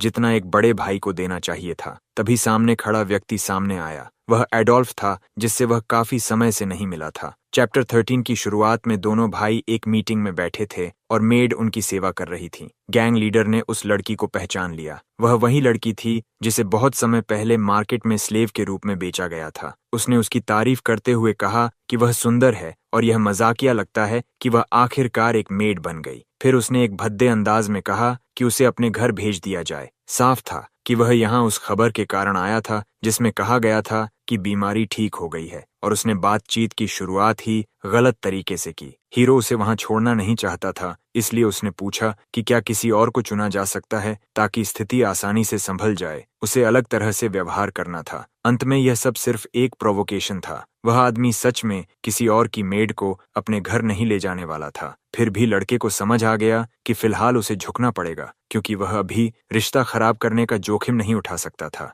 लड़का सच में काफी बदल चुका था लेकिन फिर भी ऐसा लगता था कि वह युवा महिलाओं में जरूरत से ज्यादा दिलचस्पी रखता है। गैंग लीडर की योजना थी कि उसे धीरे धीरे भ्रष्ट किया जाए और अंधेरे रास्ते पर खींच लिया जाए। लड़के का शरीर अब काफी हद तक ठीक हो चुका था और रोजमर्रा की जिंदगी में उसे पहले जैसी परेशानी नहीं होती थी। उसकी बीमारी खत्म हो चुकी थी और वह हर दिन बेहतर होता जा रहा था। फिर भी वह पूरी तरह 100% ठीक नहीं हुआ था क्योंकि वह बीमारी बहुत पुरानी थी और उसे एक साथ पूरी तरह ठीक करना आसान नहीं था। उसी समय एमसी ने एक स्पेल दिखाया जिसे उसने खुद बनाया था और जो ओरिजिनल से ज्यादा शक्तिशाली था। इससे उस चालाक आदमी की दिलचस्पी बढ़ गई क्योंकि उसे नई मैजिक बनाने का विचार पसंद था। भले ही वह अपनी पूरी ताकत पर नहीं था, फिर भी वह तेजी से आगे बढ़ रहा था। वह अभी सिर्फ फर्स्ट सर्कल का स्टूडेंट था लेकिन लॉर्ड का व्यवहार पूरी तरह बदल चुका था और उसकी स्किल्स हर दिन बेहतर हो रही थीं। मेड द्वारा लाई गई खबर थोड़ी बढ़ा चढ़ाकर लग रही थी लेकिन एक 13 साल के लड़के के लिए यह कोई बड़ी चिंता की बात नहीं थी। असल में उसे दबाव में रखकर और दूसरे तरीकों से इस्तेमाल करना ज्यादा फायदेमंद हो सकता था बजाय तुरंत खत्म करने के। सीधे सीधे उसने अपने छोटे भाई से पूछा कि क्या वह कंपटीशन में उसके पक्ष में शामिल होना चाहता है। यह सवाल एमसी के लिए भी चौंकाने वाला था क्योंकि उसने उम्मीद नहीं की थी कि उसे ऐसा विकल्प दिया जाएगा। दोनों कुछ देर तक एक दूसरे को देखते रहे और आखिरकार घटनाएं ठीक उसी तरह आगे बढ़ने लगीं जैसा उस चालाक आदमी ने पहले से योजना बना रखी थी। उसकी इस बात से उसे अपने पिता की अनुमति मिल जाएगी और वह उस भरोसे के लिए धन्यवाद देता है। तभी वॉरियर वहां आ जाता है और एडोल्फ को सुरक्षित यात्रा की शुभकामनाएं देता है। देता है। लेऑन को मैनिपुलेट करना आसान नहीं था और गेम में भी उसने अभी तक किसी का पक्ष नहीं बदला था। ये सोचकर थोड़ा अजीब लगता था कि एक महान वॉरियर का बेटा किसी बिगड़ैल बच्चे की रक्षा कर रहा है। एडोल्फ के वहां से जाने के बाद उनके बीच का माहौल और भी अजीब हो गया। आखिरकार भाइयों की बहस खत्म होने के बाद एमसी कमरे में गया। उसने बताया कि वह शायद विकाउंट जेरोम से निपटेगा, जो 5th लीजन के सबसे करीबी एलाइज में से एक है। यह सुनकर उसका दोस्त चौंक गया, क्योंकि यह उसकी पहली लॉयल्टी मिशन होने वाली थी। वह उसे अकेले नहीं जाने देना चाहता था और सबजुगेशन टीम में शामिल होने की पेशकश भी की, लेकिन यह सब क्राइम बॉस का भरोसा जीतने की एक रणनीति का हिस्सा था। इसलिए वह अपने पिता के एलाइज को साथ नहीं ले जा सकता था। साफ था कि यह एक ट्रैप था जिससे यह परखा जाएगा कि असली लड़ाई में एमसी कितना उपयोगी है। सौभाग्य से अब वह अपने बनाए हुए मैजिक से खुद की रक्षा कर सकता था। फिर भी उसने तय किया कि वह अपनी पूरी मैजिकल पोटेंशियल का इस्तेमाल नहीं करेगा। इसके बाद उसने दूर जंगल में मौजूद एक सेटलमेंट के बारे में पूछा। टेरिटरी के दक्षिण में एक मॉन्स्टर कॉलोनी थी जहां से समय समय पर खतरा पैदा होता था। मार्की अक्सर अपने सोल्जर्स को वहां भेजता था ताकि वे उन मॉन्स्टर्स को दबा सकें। इस बार लॉर्ड काइल एक असली मेज की तरह तैयार दिख रहा था, जैसे वह सच में इस मिशन के लिए निकलने वाला हो। कुछ ही देर बाद एक आदमी घोड़े से उतरता है, विक, काउंट जेरोम। वह क्राइम बॉस का एलाई था और इस मिशन में प्रोटोगोनिस्ट के साथ उसी टीम में रहने वाला था। ये उसकी पहली असली लड़ाई थी, इसलिए उसे बहुत सावधान रहना था और जरूरत पड़ने पर उसकी रक्षा भी की जानी थी। दोनों के बीच रिलेशनशिप ज्यादा अच्छा नहीं था और यह साफ था कि वह आदमी सिर्फ एक एहसान के तौर पर यह काम कर रहा था। फिर भी वे दोनों निकल पड़े और रास्ते में ज्यादा बात नहीं हुई। विक काउंट को आदेश मिला था कि वह लड़के पर नजर रखे और देखे कि लड़ाई में उसकी स्किल्स कैसी हैं, लेकिन उसे विश्वास नहीं था कि ऐसा कमजोर लड़का जिसके शरीर में एक खतरनाक बीमारी रही है कोई खास काम कर पाएगा। लड़ाई के दौरान लड़के ने सामने मौजूद गॉब्लिन्स पर लाइटनिंग स्पेल्स छोड़े। हमला बिल्कुल सटीक था, सिर्फ एक ही बार पूरे ग्रुप को खत्म करने के लिए काफी था। यह देखकर पूरी टीम प्रभावित हो गई और सभी का नजरिया बदल गया। सब खुश दिखाई देने लगे। मिशन जल्दी खत्म हो गया और यह हाल के समय की सबसे आसान सबजुगेशन साबित हुई, सिर्फ हीरो की वजह से। विक काउंट ने इससे पहले कभी इतनी आसान जीत नहीं देखी थी। लड़के की रेपुटेशन तेजी से बढ़कर लेवल 90 तक पहुंच गई। बेशक जब लॉर्ड एडोल्फ को पता चलेगा कि उसके छोटे भाई ने कितना अच्छा प्रदर्शन किया तो वह जरूर खुश होगा। अब अगला कदम वही होगा जो उसने पहले से योजना में सोचा था। चैप्टर 14 की शुरुआत कैंप में होती है। जीत की खुशी में सभी जश्न मना रहे थे, क्योंकि इस बार की सफलता का श्रेय उस बच्चे को जा रहा था। लड़का मासूमियत से कहता है कि वह इस तारीफ का हकदार नहीं है क्योंकि उसने कोई खास काम नहीं किया, लेकिन सोल्जर्स मानते हैं कि उन्होंने यंग मास्टर को पहले गलत समझा था और अब वे उसकी स्किल्स की खुलकर तारीफ करने लगे। लड़ाई में अच्छा होने के साथ साथ उसने कैंप का साधारण खाना खाने को लेकर भी कोई शिकायत नहीं की। उसकी मैच्योरिटी उसकी उम्र से कहीं ज्यादा लग रही थी। जब उसने सोचा कि उसका भाई भी पहले ऐसे ही खतरनाक मिशंस पर जाता था, तो उसे एहसास हुआ कि जब उसकी बारी आई है तो वह एक स्पॉइल्ड ब्रैट की तरह व्यवहार नहीं कर सकता। सैनिक यह देखकर हैरान रह गए कि वह क्राइम बॉस की इतनी इज्जत करता है। असल में उसकी योजना बिल्कुल उम्मीद के मुताबिक आगे बढ़ रही थी। अब सोल्जर्स प्रोटैगनिस्ट को पसंद करने लगे थे और वे उसके बारे में अच्छी बातें फैलाने को तैयार थे। जब बाकी सभी सो गए तब वह एडवेंचरर कैंप से ज्यादा दूर नहीं, थोड़ी सैर के लिए निकल पड़ा। क्योंकि वह सिर्फ एक बच्चा था, किसी को उस पर शक नहीं हुआ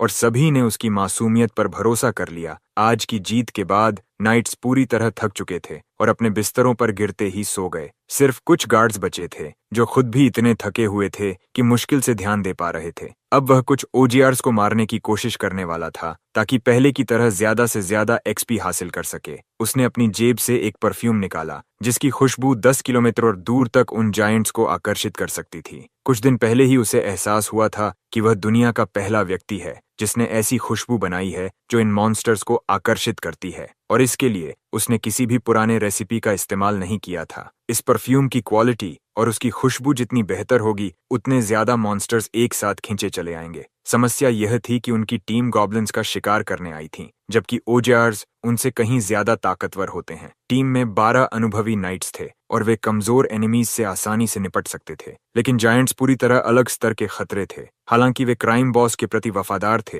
लेकिन उनकी इंडिविजुअल स्किल्स ज्यादा खास नहीं थीं। असल में वे सिर्फ कैनन फॉडर जैसे थे, सड़क के अपराधी जिन्हें उस धोखेबाज आदमी ने बहला फुसलाकर एक लीजन में बदल दिया था। उन लोगों का ब्रेन वॉशिंग इतना गहरा था कि वे पूरी तरह फेनेटिक्स बन गए थे। उसी वजह से उनके मास्टर का प्रभाव बहुत आसानी से फैल गया था। ये लोग बिना सोचे समझे आदेश मानते थे और उनके मास्टर की हर चाल से कोई भी त्रासदी हो सकती थी। इसलिए प्रोटैगनिस्ट ने तय किया कि सक्सेशन डे से पहले वह 5th लीजन को जितना हो सके उतना कमजोर करेगा। शुरुआत के लिए उसने योजना बनाई कि इन 12 फाइटर्स को एक शक्तिशाली ओजर से आखिरी सांस तक लड़ने पर मजबूर किया जाए। उसकी योजना साफ थी, जब यह घातक लड़ाई खत्म होगी तो सिर्फ वही जिंदा बचेगा। जैसे ही उसने सेंट एक्टिवेट किया, ज्यादा देर नहीं लगी। आसपास के जंगल में फैली खुशबू से खींचकर एक 2 सिर वाला विशाल क्रीचर वहां पहुंच गया। थके हुए वॉरियर्स उस जायंट को देखकर पूरी तरह चौंक गए। वह दैत्य आसानी से उनके साथियों को खत्म करने लगा। टीम का एक बहादुर सैनिक सबको रुकने के लिए कहता है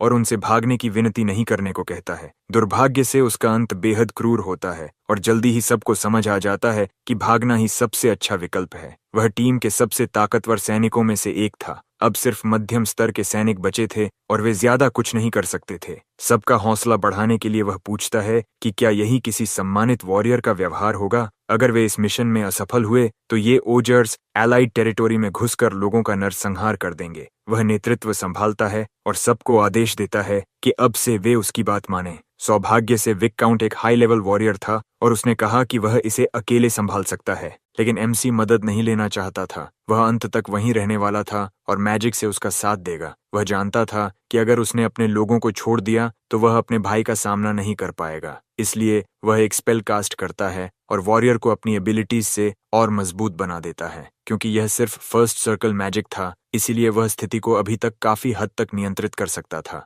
फिर भी वह डरकर पीछे हटने वाला नहीं था। विक्काउंट समझ चुका था कि काइल सेना के लिए एक जरूरी एसेट है और अब वह उस पर काफी भरोसा भी करने लगा था। अपनी तलवार की शक्तिशाली स्किल एक्टिवेट करते हुए विक्काउंट तैयार हो गया कि जो भी ओजार पास आएगा उसे काट डालेगा। वह सीधा 2 सिर वाले ओजार की ओर दौड़ पड़ा, दोनों सिरों को एक ही वार में अलग करने के इरादे से। बाकी सैनिकों ने जब देखा कि कोई घबराया नहीं है तो वे भी अपनी कमजोर छवि नहीं दिखाना चाहते थे। वे खुद को और उत्साहित करने लगे। प्रोटैगनिस्ट ने अपने लोगों से कहा कि इस क्रूर लड़ाई में वे अपनी पूरी ताकत लगा दें। उसकी योजना बिल्कुल सही चल रही थी, क्योंकि जिन ओजार्स को उसने बुलाया था वे कमजोर सैनिकों को खत्म कर देंगे। अट्रैक्शन परफ्यूम पूरी तरह सफल रहा था। उसने ऐसे मॉन्स्टर्स भी बुला लिए थे जो सामान्य से 3 गुना ज्यादा ताकतवर थे, और यही वह जगह थी जहां 5th लीजन का एक हिस्सा खत्म होने वाला था। चैप्टर 15 की शुरुआत में विक्काउंट खुद को इतना शक्तिशाली महसूस करता है कि उसे लगता है वह ओजार को अकेले ही हरा सकता है। वह ट्विन हेड्स में से एक पर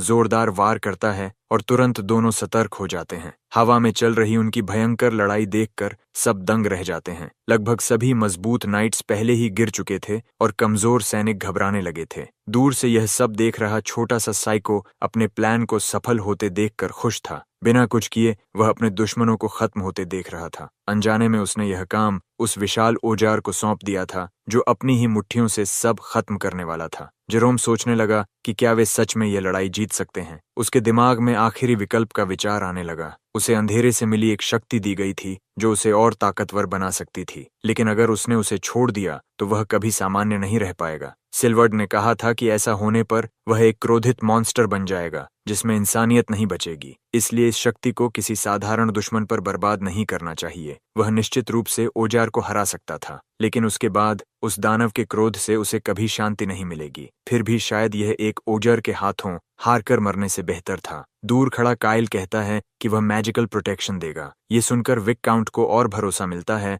और मेज की मौजूदगी से उसका हौसला बढ़ जाता है। काइल कहता है कि अभी लास्ट रिजॉर्ट इस्तेमाल करना जल्दबाजी होगी और वह अपने साथियों पर मेंटल क्लींस स्पेल एक्टिवेट कर देता है। अचानक सबको एक नई ऊर्जा महसूस होती है। वे खुद को 5th लीजन के सबसे श्रेष्ठ सैनिक समझने लगते हैं और अपनी पूरी ताकत से लड़ने का निश्चय करते हैं। वे अपनी असली शक्ति दिखाना चाहते थे। जब वे लड़ रहे थे, एमसी दूर से सब कुछ ध्यान से देख रहा था। कुछ ही सेकंड में एक एक करके सैनिक गिरने लगे, उस विशाल बीस्ट के हाथों मारे जाते हुए। उसकी असली प्रायोरिटी उन 12 नाइट्स को खत्म करना था। अब सिर्फ जेरोम ही बचा था। वह कहता है कि उनके बलिदान व्यर्थ नहीं जाएंगे और म्यूटेंट को खत्म करने के लिए वह आखिरी बार एक सपोर्ट स्पेल मांगता है। वह मोहरों की तरह सबको चला रहा था और अपनी योजना को पूरा करने के लिए और भी ज्यादा माना चैनल करने लगा। उसी समय उसने एक खास तरह की शक्ति एक्टिवेट की जो बैंगनी आकृतियों के रूप में उसके चारों ओर लिपटने लगी। ओग्यार के पंजों में जकड़ा हुआ वह बस सामने देख सकता था और अपने दुश्मन का सामना कर सकता था। ओगर ठीक उसके सामने खड़ा था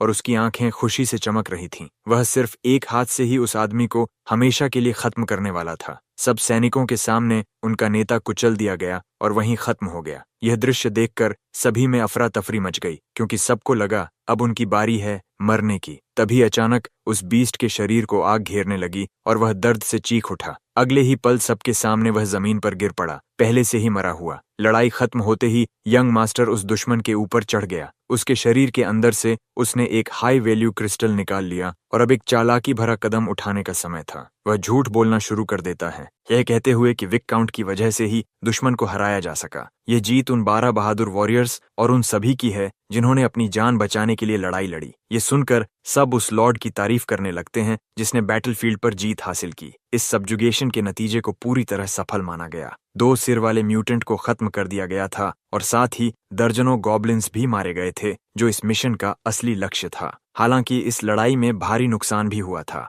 जब यह खबर इविल ब्लॉन्ड आदमी तक पहुंची तो उसे यकीन ही नहीं हुआ और उसने पूछा कि क्या यह सच है। उसे बताया गया कि जेरोम जंगल में एक म्यूटेंट के साथ भयानक लड़ाई में मारा गया। हमला इतना तेज था कि उसे डार्कनेस की शक्ति इस्तेमाल करने का मौका भी नहीं मिला। उस आदमी को खोना स्क्वाड के लिए बड़ा झटका था, भले ही बाकी सैनिकों की मौत पर कोई खास चर्चा न हुई हो। अब वे बस कैंप से उस औजार को वापस लाने की कोशिश करना चाहते थे। तभी उसने कहा कि उसे राहत है कि उसका भाई सुरक्षित वापस आ गया। आखिरकार इतने ताकतवर दुश्मन को हराना उस युवा का बड़ा अचीवमेंट था। इसी वजह से उनके पिता को इसकी जानकारी दी जाएगी और सभी को उनके योग्य सम्मान मिलेगा। लेकिन एमसी, जो मासूम भाई का नकाब पहनकर घूम रहा था, वह एडोल्फ को थोड़ा सा खिसकता हुआ दिखने लगा। वह गुस्से और शक के साथ वहां से चला गया। फिर भी फिलहाल ऐसा लग रहा था कि वह अभी भी आसानी से धोखा खा रहा है। एमसी को अपने भाई की पहचान मिल गई और उसने 5th लीजन को भी खत्म कर दिया। ये सच में एक मास्टर प्ले था और मजाक में उसने कहा कि शायद यह एक ही वार में 3 निशाने लगाने जैसा है।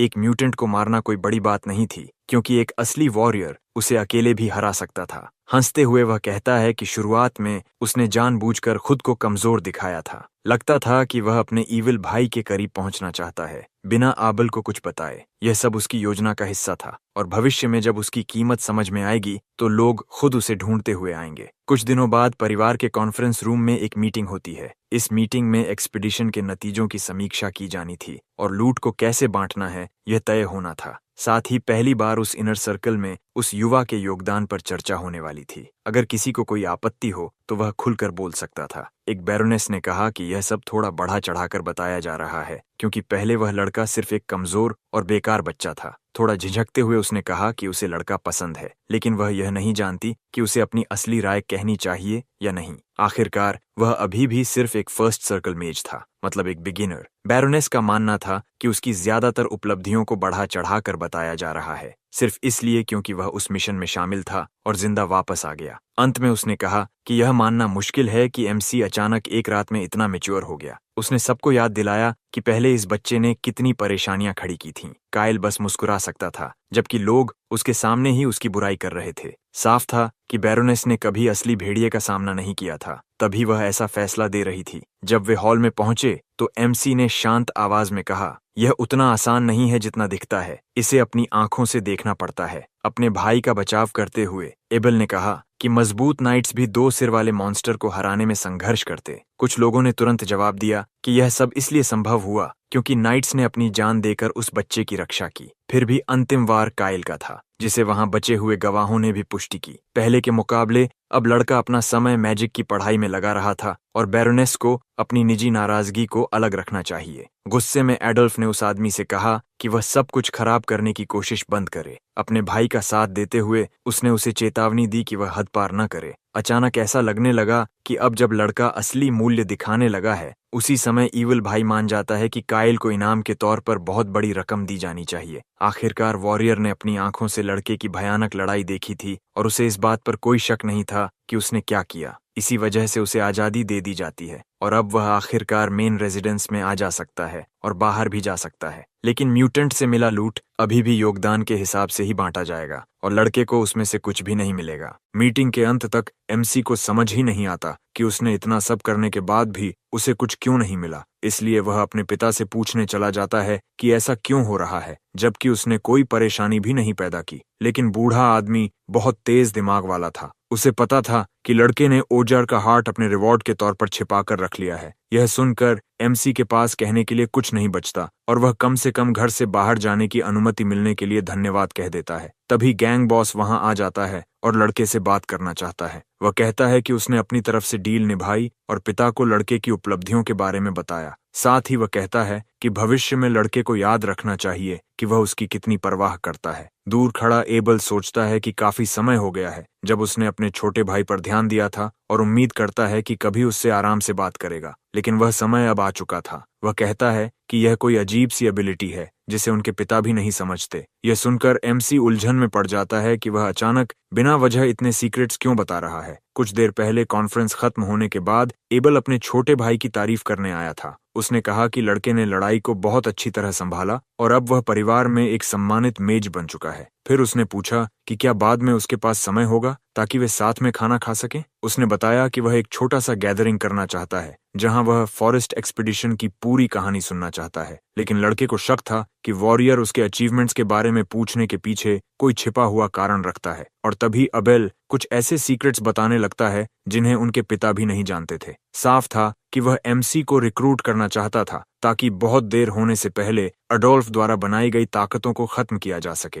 एमसी को अपने शब्द बहुत सोच समझकर चुनने पड़े और उसने पूछा कि उसे वह सीक्रेट कैसे पता चला। उसने कहा कि उसे डर है कि अगर इतनी बड़ी बात बाहर आ गई तो क्या हो सकता है। एक बड़े भाई की तरह एबल साफ तौर पर बदले में कुछ चाहता था, लेकिन छोटा भाई साफ साफ कह देता है कि वह मिडिल ब्रदर के पक्ष में नहीं है। फिर भी इसका मतलब यह नहीं कि वह अच्छे लोगों के साथ भी जुड़ने वाला है। कुछ समय बीतता है और एडोल्फ को अपनी डार्क पावर्स के साथ पूरी ताकत लगाते हुए दिखाया जाता है। आखिरकार उसे पता चल जाता है कि उसका बड़ा भाई भी काइल से बात करने गया था। यह बात क्राइम बॉस को गुस्सा दिला देती है क्योंकि उसने सबसे पहले लड़के की टैलेंट को पहचाना था और वह यह बढ़त खोना नहीं चाहता था। अगर एमसी पक्ष बदल लेता है तो एडोल्फ उसे दुश्मन बनने देने के बजाय जहर देकर खत्म करना ज्यादा पसंद करेगा। शायद इसी वजह से वह मेड मैंशन में मौजूद है ताकि जरूरत पड़ने पर ऐसे काम किए जा सकें। वापस फैमिली की बातचीत पर आते हैं। एबल जानना चाहता है कि सबसे छोटा भाई हाल ही में ऐसा व्यवहार क्यों कर रहा है। एमसी ईमानदारी से कहता है कि बड़ा भाई वास्तव में बहुत दयालु है और यह सुनकर एबल थोड़ा शर्मिंदा हो जाता है।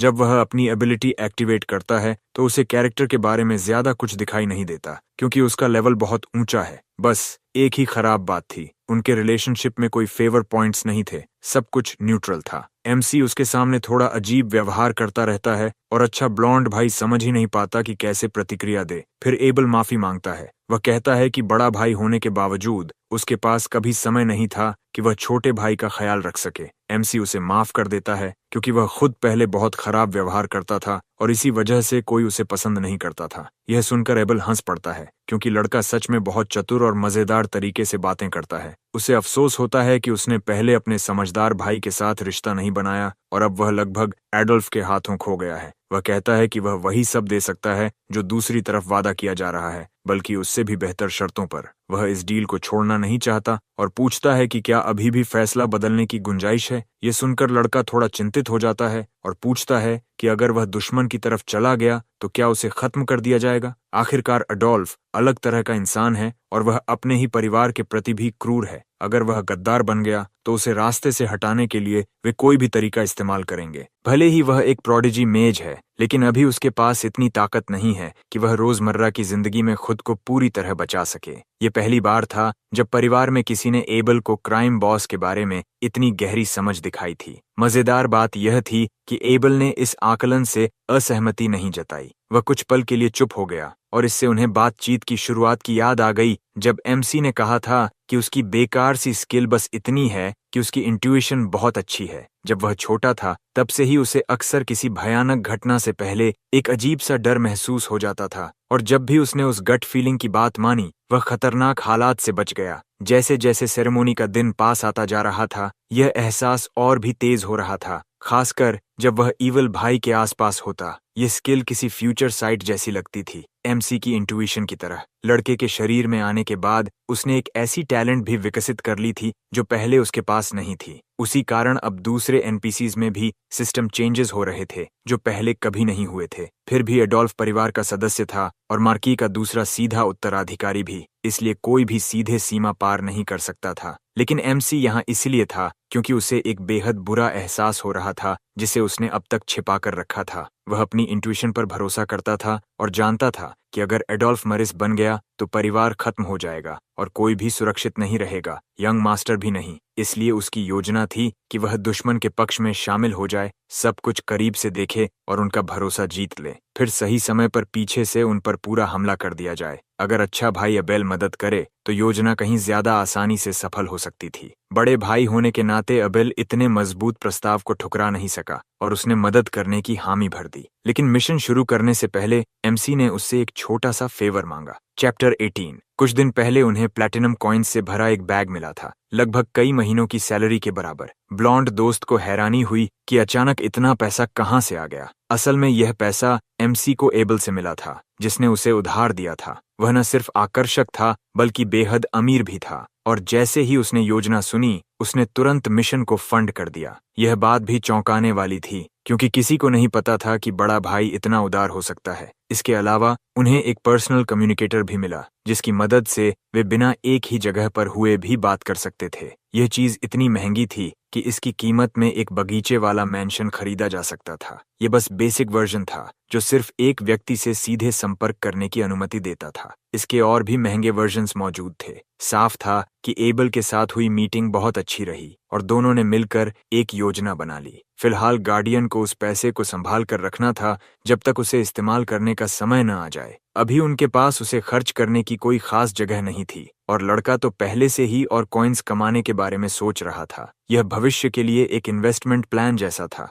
ठीक वैसे ही जैसे कोई चालाक मेज सोचता है। उसी समय मेड अपने स्टाफ के साथ स्पिरिट मैजिक की ट्रेनिंग कर रही थी। पिकाचू उसके स्टाफ के सिरे से चिपककर आसपास रोशनी करने की कोशिश कर रहा था। दुर्भाग्य से मैजिक सही से काम नहीं कर रहा था और रोशनी पैदा नहीं हो पा रही थी। पीट एमसी के सिर से उतरना ही नहीं चाहता था और एमसी मजाक में सोच रहा था कि वह तो एक हेडलैम्प बन गया है। यह देखकर ब्लॉन्ड दोस्त को अचानक एहसास हुआ और उसने सोचा कि वे आखिर एक पहाड़ के अंदर क्या कर रहे हैं। उसे बस इतना याद था कि वे घर से निकलकर एक पड़ोसी क्षेत्र की ओर जा रहे थे, लेकिन अचानक एमसी ने रास्ते में रुकने का फैसला किया और वे एक केव के अंदर आ गए। ये ऐसी जगह थी जहां ज्यादा देर रुकना ठीक नहीं था क्योंकि एक्सप्लोरेशन के दौरान हर तरह का खतरा छिपा हो सकता था। उसे केव के एंट्रेंस पर मिले गुस्सैल मॉन्स्टर्स याद आए, लेकिन जैसे जैसे वे अंदर जा रहे थे मॉन्स्टर्स कम होते जा रहे थे, जो अजीब था। इसका मतलब था कि इस इलाके के अंत में कोई बड़ा और खतरनाक बॉस मौजूद है। सावधान रहते हुए उसने कहा कि उन्हें तुरंत बाहर लौट जाना चाहिए, लेकिन यह तो प्रोटैगनिस्ट की योजना का हिस्सा था। उसने कहा कि वह इसी वजह से यहाँ आया है। उसने सच कहा था कि उसे अगले टाउन में कुछ काम है, लेकिन उसे यह भी पता था कि रास्ते में एक डंजन है। अगर उसने शुरू से बता दिया होता कि वे डंजन जा रहे हैं तो उसे घर से निकलने ही नहीं दिया जाता। उसके दोनों भाई किसी न किसी तरह उसके साथ आने पर जोर देते और सब कुछ अराजक हो जाता। इसके अलावा एर्जिल की भी समस्या थी। उसकी मैजिक स्पिरिट को गुप्त रूप से ट्रेनिंग की जरूरत थी और उसके बारे में सिर्फ उसके पिता को पता था। अगर बहुत ज्यादा लोग आसपास होते तो वह लूट को खुद के लिए नहीं रख पाता। समस्या यह थी कि लड़की ने अभी अभी मैजिक की पढ़ाई शुरू की थी और एमसी भी अभी सिर्फ लेवल 2 तक पहुंचा था। यह बात उसे परेशान कर रही थी, इसलिए वह कहता है कि वह जानबूझकर कमजोर होने का नाटक करता है ताकि लोगों को बेवकूफ बना सके। उसके अनुसार उनकी 3 लोगों की पार्टी पहले से ही इतनी मजबूत है कि वे किसी भी बड़े मॉन्स्टर का सामना कर सकते हैं। टीम में एक मजबूत टैंक था, एक दयालु हीलर थी और सबसे बढ़कर एक डैमेज मेज था जिसके पास सब कुछ नियंत्रण में था। गर्व से वह कहता है कि उसका मास्टर पहले से ही मजबूत है और भविष्य में और भी ताकतवर बनेगा। बॉडीगार्ड को छेड़ते हुए वह पूछता है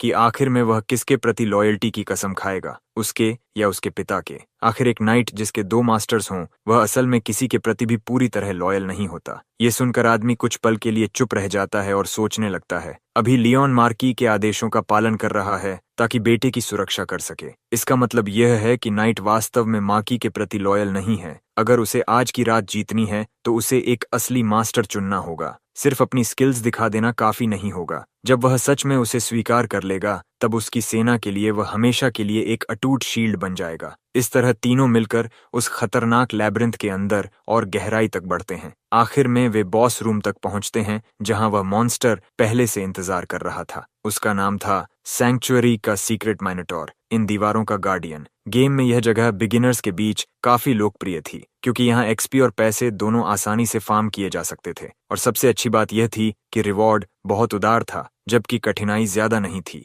हमेशा की तरह लालची एमसी अपना ट्रेजर किसी के साथ बांटना नहीं चाहता था। वह मॉन्स्टर एक सामान्य ओजर से 3 गुना ज्यादा शक्तिशाली माना जाता था, लेकिन मेज चतुर था और उसके पास पहले से ही एक परफेक्ट प्लान था जिससे वह उसके अटैक्स को ब्लॉक और काउंटर कर सके। दोनों की सोर्ड और मैजिक के संयोजन से वे मिनोटॉर को गुस्सा दिलाने और उसे ल्यूर करने में सफल हो जाते हैं। यह एक खतरनाक चाल थी और उन्हें हर सेकंड परफेक्ट टाइमिंग के साथ डॉज करना पड़ता था। आदर्श स्थिति में साइड में हटकर हमला बचाना था और जितना हो सके सीधे टकराव से बचना था। जब वह बड़ा मॉन्स्टर थक जाएगा तब वे पास जाकर हमला करेंगे जबकि ओजिल सपोर्ट देगी। क्योंकि यह लड़की की पहली असली लड़ाई थी, इसलिए अगर वह रॉक्स के पीछे छिपकर स्पेल्स कास्ट करे तो भी ठीक था, लेकिन वह जितना हो सके मदद करना चाहती थी। उसने मैजिक सिर्फ छिपने के लिए नहीं सीखी थी। यह देखकर लड़का उसकी बहादुरी की ओर ज्यादा प्रशंसा करता है। इस मिशन में उसका काम था हील करना और बाकी दोनों को सपोर्ट देना ताकि लॉर्ड काइल सुरक्षित रहे। हालांकि उसे तुरंत सुधार दिया जाता है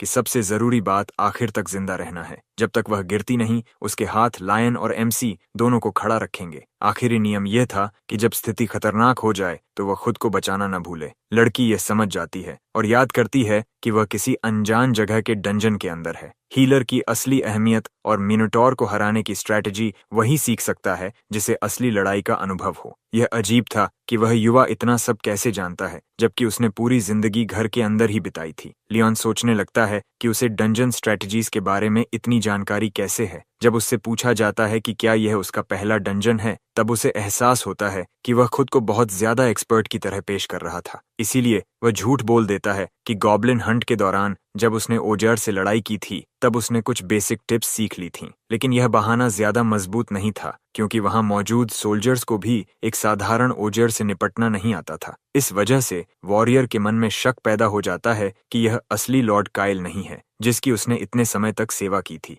वह आदेश देता है कि उसे पकड़ लिया जाए क्योंकि कोई बच्चा अचानक इतना मैच्योर नहीं बन सकता। उसे लगता है कि लड़का किसी ईविल स्पिरिट से पोजेस्ड है और उसे जला देना चाहिए। अगर ऐसा होता तो प्रोटैगनिस्ट के लिए गेम ओवर हो जाता, लेकिन यह सब सिर्फ उसके दिमाग में चल रहा था और असल में ऐसा नहीं हुआ। वह जल्दी से कहानी बदल देता है और कहता है कि उसने मिनोटॉर्स के बारे में किताबों में पढ़ा था, साथ ही स्ट्रैटेजी बुक्स में भी। आश्चर्यजनक रूप से ब्लॉन्ड दोस्त को यह बात पसंद आती है और वह प्रभावित होता है कि उसका दोस्त बैटल टैक्टिक्स भी पढ़ता है। वह इतना खुश हो जाता है कि कहता है उसके दोस्त की प्रोग्रेस सच में अद्भुत है। इससे उनका रिलेशनशिप काफी बेहतर हो जाता है और उसे मनाना आसान हो जाता है। फिर भी एमसी को कोई न कोई बहाना ढूंढना पड़ेगा क्योंकि वह हमेशा के लिए मैजिक जीनियस कहलाना नहीं चाहता। आखिरकार लड़की अपने स्टाफ को एक प्रोटेक्टिव चार्म की तरह चमकाने में सफल हो जाती है। वह हीलिंग स्पेल एक्टिवेट करती है और उसके साथ कई स्पिरिट्स आसपास फैल जाते हैं। यह शक्ति एचपी और डिफेंस दोनों को बढ़ाती है, साथ ही माना और सोर्ड की एनर्जी भी बढ़ाती है। यह ओरिजिनल स्पेल से कहीं ज्यादा मजबूत था क्योंकि लड़की ने इसे अपग्रेड कर दिया था। अब तीनों पूरी तरह उत्साहित थे क्योंकि आखिरकार उस विशाल मिनोटॉर का सामना करने का समय आ गया था। वॉरियर सबसे पहले आगे बढ़ता है और अपनी सोर्ड के साथ सीधे उसकी ओर दौड़ पड़ता है। उसकी योजना थी कि वह मिनोटॉर से सीधा टकराकर उसका ध्यान अपनी ओर खींचे और उसे थका दे। वह बीस्ट के सिर पर जोरदार वार करता है, लेकिन इससे मॉन्स्टर और ज्यादा गुस्से में आ जाता है और जवाबी हमला करने के लिए उठ खड़ा होता है। अपने दोस्त की मैजिक की वजह से वॉरियर का शरीर अलग और ज्यादा शक्तिशाली दिखाई दे रहा था। जब मिनोटॉर पूरी तरह जागता है तो वह पूछता है कि आखिर उसकी नींद में खलल कौन डाल रहा है। तभी वह चिल्लाता है कि जो भी उसके ट्रेजर तक पहुंचने की कोशिश करेगा उसे वह कभी माफ नहीं करेगा। और जैसे ही वह यह कह रहा था, किसी ने बीच में ही उसके चेहरे पर एक आइस स्पेल मार दिया। उसी समय लड़का आगे बढ़ता है और कहता है कि यह उसी ने किया है। वह दुश्मन पर लगातार कई आइस शॉट्स छोड़ देता है। इस मौके का फायदा उठाते हुए वॉरियर अपनी तलवार से साफ और सटीक वार करता है। वह पूरी एकाग्रता से लड़ता है और साबित कर देता है कि वह टीम का सच्चा नाइट है। चैप्टर ट्वीज की शुरुआत में वह मॉन्स्टर के कंधे पर जोरदार वार करता है और ध्यान बिल्कुल नहीं खोता। मॉन्स्टर यह देखकर हैरान रह जाता है। उसे यकीन नहीं होता कि कोई इतनी हिम्मत दिखा सकता है। गुस्से में वह अपने ट्रेजर के पास आने की हिम्मत करने वालों पर पूरा क्रोध उतार देता है। वह किलिंग ब्लो के लिए तैयार हो जाता है और सबको खत्म करना चाहता है, कोई भी जिंदा न बचे। सौभाग्य से लड़का पहले ही रोप्स और मैजिक रिचुअल्स तैयार कर चुका था ताकि खुद को बचा सके। उसका हमला रुकते ही मिनोटॉर और ज्यादा गुस्से में आ जाता है, जैसे उसका अपमान हुआ हो। फिर भी उस वार की ताकत बहुत भयानक थी और सही समय पर बनी बैरियर ने उसे बचा लिया। काइल की मैजिक बेहद सटीक थी। वह हमेशा अगले मूव का अंदाजा लगा लेता था और धीरे धीरे पूरी लड़ाई का नेतृत्व करने लगा। वह इंस्टिंक्ट से स्थिति को पढ़ता था और मैजिक का इस्तेमाल किसी और की तरह नहीं करता था। इस तरह वह अपनी पावर्स से पूरी लड़ाई को नियंत्रित कर रहा था। इसके बाद वह माइनोटॉर को रोप्स से बांध देता है, जो उसे जमीन से जकड़ लेती है। तुरंत बाद कई मैजिक मिसाइल्स उस बड़े मॉन्स्टर की पीठ पर जाकर लगते हैं। नुकसान इतना ज्यादा होता है कि वह अपने घुटनों पर गिर पड़ता है। किसी को यकीन नहीं होता कि इतना छोटा मेज इतना शक्तिशाली हो सकता है। हालांकि मॉन्स्टर अभी भी काफी मजबूत था और ज्यादा नुकसान सह सकता था।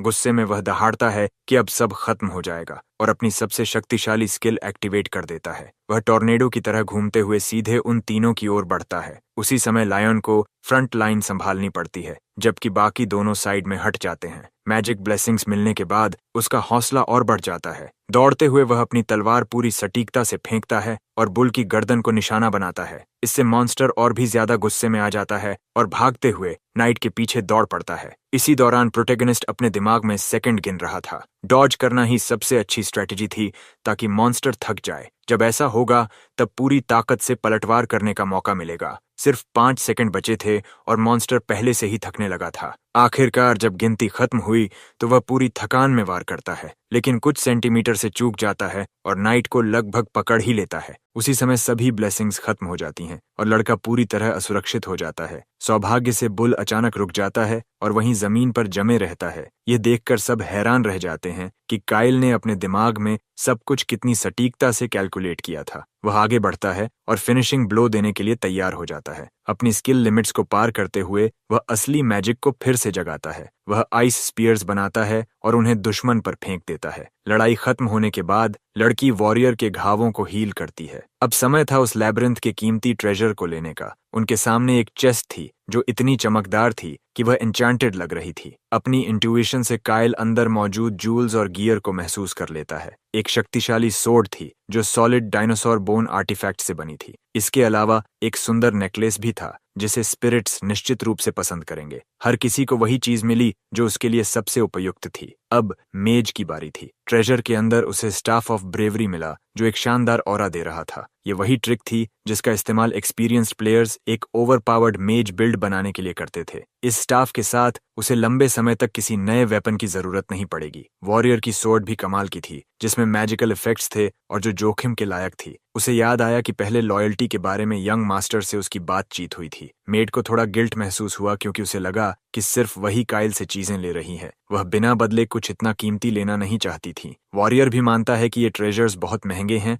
और हर कोई इन्हें इस्तेमाल नहीं कर सकता, लेकिन काइल समझाता है कि वह यह सब सिर्फ रिवॉर्ड के तौर पर नहीं दे रहा। वह ऐसा इसलिए कर रहा है ताकि वे और मजबूत बन सकें। वह दोहराता है कि जितने मजबूत वे होंगे उतने ही उनके जिंदा बचने के चांसेस बढ़ेंगे। वह यह भी कहता है कि उनके पास ज्यादा समय नहीं है और उन्हें एक स्मार्ट प्लान के साथ अपनी ग्रुप स्ट्रेंथ बढ़ानी होगी। परिवार के नियमों को तोड़ते हुए वह इन सप्लाईज की पूरी जानकारी रिपोर्ट नहीं करेगा ताकि कोई यह न समझ सके कि वह कितना मजबूत हो रहा है। इन आर्टिफैक्ट्स को सुरक्षित रखने के लिए वह सिर्फ इन्हीं 2 लोगों पर भरोसा कर सकता है। वह फिर से कहता है कि जिंदा रहने का एक ही रास्ता है और मजबूत बनना। फिर वह पूछता है कि क्या यह जोड़ी जो अभी भी थोड़ी झिझक रही है सच में ये गिफ्ट्स स्वीकार करने वाली है। मिशन सफल होने के बाद वे वापस लौटते हैं और तय करते हैं कि अब पड़ोसी शहर की ओर जाना चाहिए। चैप्टर 21। कुछ दिन पहले एम्पालम के आसपास के फार्म्स में कुछ हुआ था। काउंट घबरा जाता है जब उसे पता चलता है कि मैरिस परिवार का कोई व्यक्ति अचानक उसके कासल में आ पहुंचा है। वह जल्दी से वहां पहुंचता है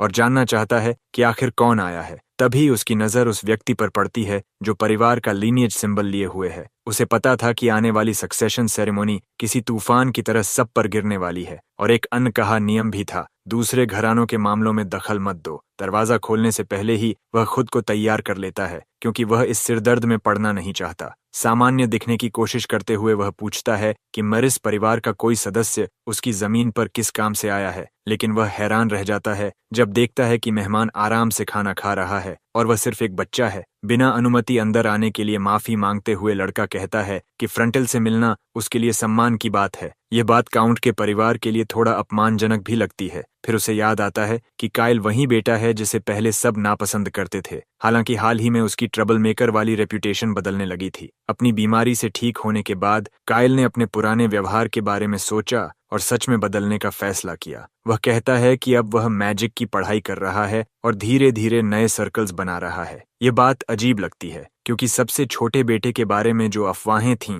वे कहती थीं कि वह बेहद असहनीय है, लेकिन उसे सामने देखकर काउंट समझ जाता है कि वे सारी बातें झूठ थीं, असलियत से बिल्कुल उलट। उसके मन में आता है कि शायद किसी ने पैसे देकर उन अफवाहों को फैलाया होगा ताकि परिवार की छवि खराब हो सके। फिर भी यह बात प्रभावशाली थी। एक मशहूर सोर्ड्समैन परिवार में जन्मा पहला मेज, यह एक उज्जवल भविष्य का संकेत था। आखिरकार काउंट व्यापार की बात करने के लिए उत्सुक हो जाता है और उसकी दिलचस्पी और बढ़ जाती है। जाहिर है यह बच्चा इतनी दूर बिना बताए सिर्फ नमस्ते कहने नहीं आया था। माफी मांगते हुए काइल कहता है कि उसे पता है कि सक्सेशन की वजह से उसके परिवार की स्थिति थोड़ी संवेदनशील है। वह बताता है कि वह फार्म से ग्रेन खरीदना चाहता है और उत्तर के सबसे बड़े वेयरहाउस को भरना चाहता है। असल में मैरिज परिवार का पहले से ही काउंट के साथ एक व्यापारिक समझौता था और शायद अब उसे बढ़ाने का समय आ गया था। वह कहता है कि यह सब एक मैजिकल रिसर्च के लिए है जिसे वह अभी प्रकट नहीं कर सकता, लेकिन यह सिर्फ एक बार की खरीद नहीं होगी। शहर के पास अगले कई वर्षों के लिए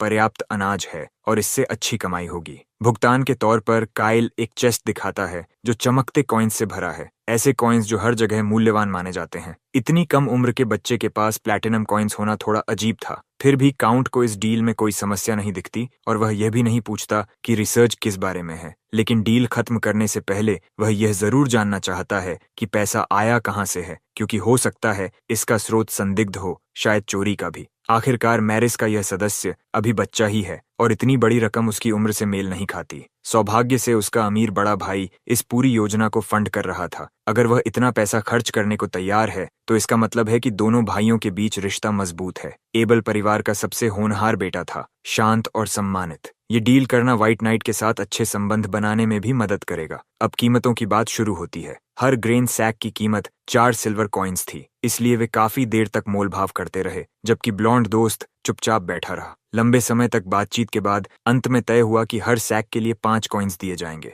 बॉडीगार्ड को लड़के की नेगोशिएशन स्किल्स पर काफी गर्व महसूस होता है, खासकर उसकी उम्र को देखते हुए। असल में प्रोटैगनिस्ट ने यह सब असली दुनिया में ऑनलाइन बार्गेनिंग साइट्स को देखकर सीखा था। इम्पेलुम आने की योजना का एक हिस्सा पैसा कमाना भी था और ग्रेन खरीदना उसी योजना का भाग था। विचार यह था कि जब ग्रेन सस्ता हो तब ज्यादा से ज्यादा खरीद लिया जाए और जब डिमांड बढ़े तब बेचा जाए। हालांकि उसके राज्य में पहले से ही 1 साल का पर्याप्त भोजन मौजूद था, इसलिए शायद यह बहुत लाभदायक न लगे, लेकिन भविष्य की जानकारी होने के कारण वह सावधानी के तौर पर तैयारी कर रहा था। गेम की कहानी के अनुसार सक्सेशन के तुरंत बाद एक भयानक फैमिन आने वाला था जो व्यापार को अस्त व्यस्त कर देगा और ग्रेन की कीमतें आसमान छू लेंगी। उस समय लोगों के पास चाहे जितना पैसा हो वे खाना नहीं खरीद पाएंगे और कोई यह नहीं देखेगा कि तुम बूढ़े हो या बच्चे। दुर्भाग्य से वह यह बात अपने दोस्त को नहीं बता सकता था, क्योंकि इससे यह खुल जाएगा कि उसे भविष्य की जानकारी है। अब तक लड़के की हर योजना सफल रही थी, इसलिए ब्लॉन्ड दोस्त को भी लगता है कि इस बार भी उसका फैसला सही होगा। इसी के साथ उनका रिलेशनशिप लेवल बढ़कर 50 तक पहुंच जाता है, जो पहले कभी नहीं हुआ था। शुरू में उनका रिश्ता नेगेटिव में था। एक मेड अचानक कमरे में आती है और बताती है कि काउंट ने डिनर से पहले उसे बुलाया है और वह भूलना नहीं चाहिए। लड़का तुरंत सिटिंग रूम की ओर जाता है। वहां पहुंचते ही उसे बताया जाता है कि काउंट उसे किसी खास व्यक्ति से मिलवाना चाहते हैं। उसके सामने फ्रंटेल की बेटी खड़ी होती है, बैंगनी बालों वाली एक बेहद खूबसूरत लड़की। उसका नाम है आइरिस नियॉन। यह सब उस लड़के के लिए पूरी तरह अनएक्सपेक्टेड था। उसने कभी नहीं सोचा था कि उसे इस तरह किसी से मिलवाया जाएगा। जैसे ही वह आगे बढ़ता है, लड़की शालीनता से कहती है कि उससे पहली बार मिलकर खुशी हुई और अपना परिचय देती है। असल में गेम की दुनिया में आइरिस बेहद स्ट्रॉन्ग और ब्यूटीफुल कैरेक्टर मानी जाती है। खासकर शुरुआत में वह बहुत पॉपुलर रहती है क्योंकि वह एक पावरफुल एलाई बन जाती है। लेकिन उसकी एक बड़ी समस्या है, उसका एरोगेंट पर्सनैलिटी। उसे वीक लोगों से बिल्कुल भी नफरत है। वह साफ कहती है कि अगर कोई उसे डेट पर ले जाना चाहता है तो उसे डायमंड्स देने होंगे। उसके अंदर एक तरह का ग्रीडी पर्सनैलिटी ट्रेट है। इसी वजह से गेम में बहुत से प्लेयर्स सिर्फ उससे रिलेशनशिप बढ़ाने की कोशिश में ही कंगाल हो गए थे।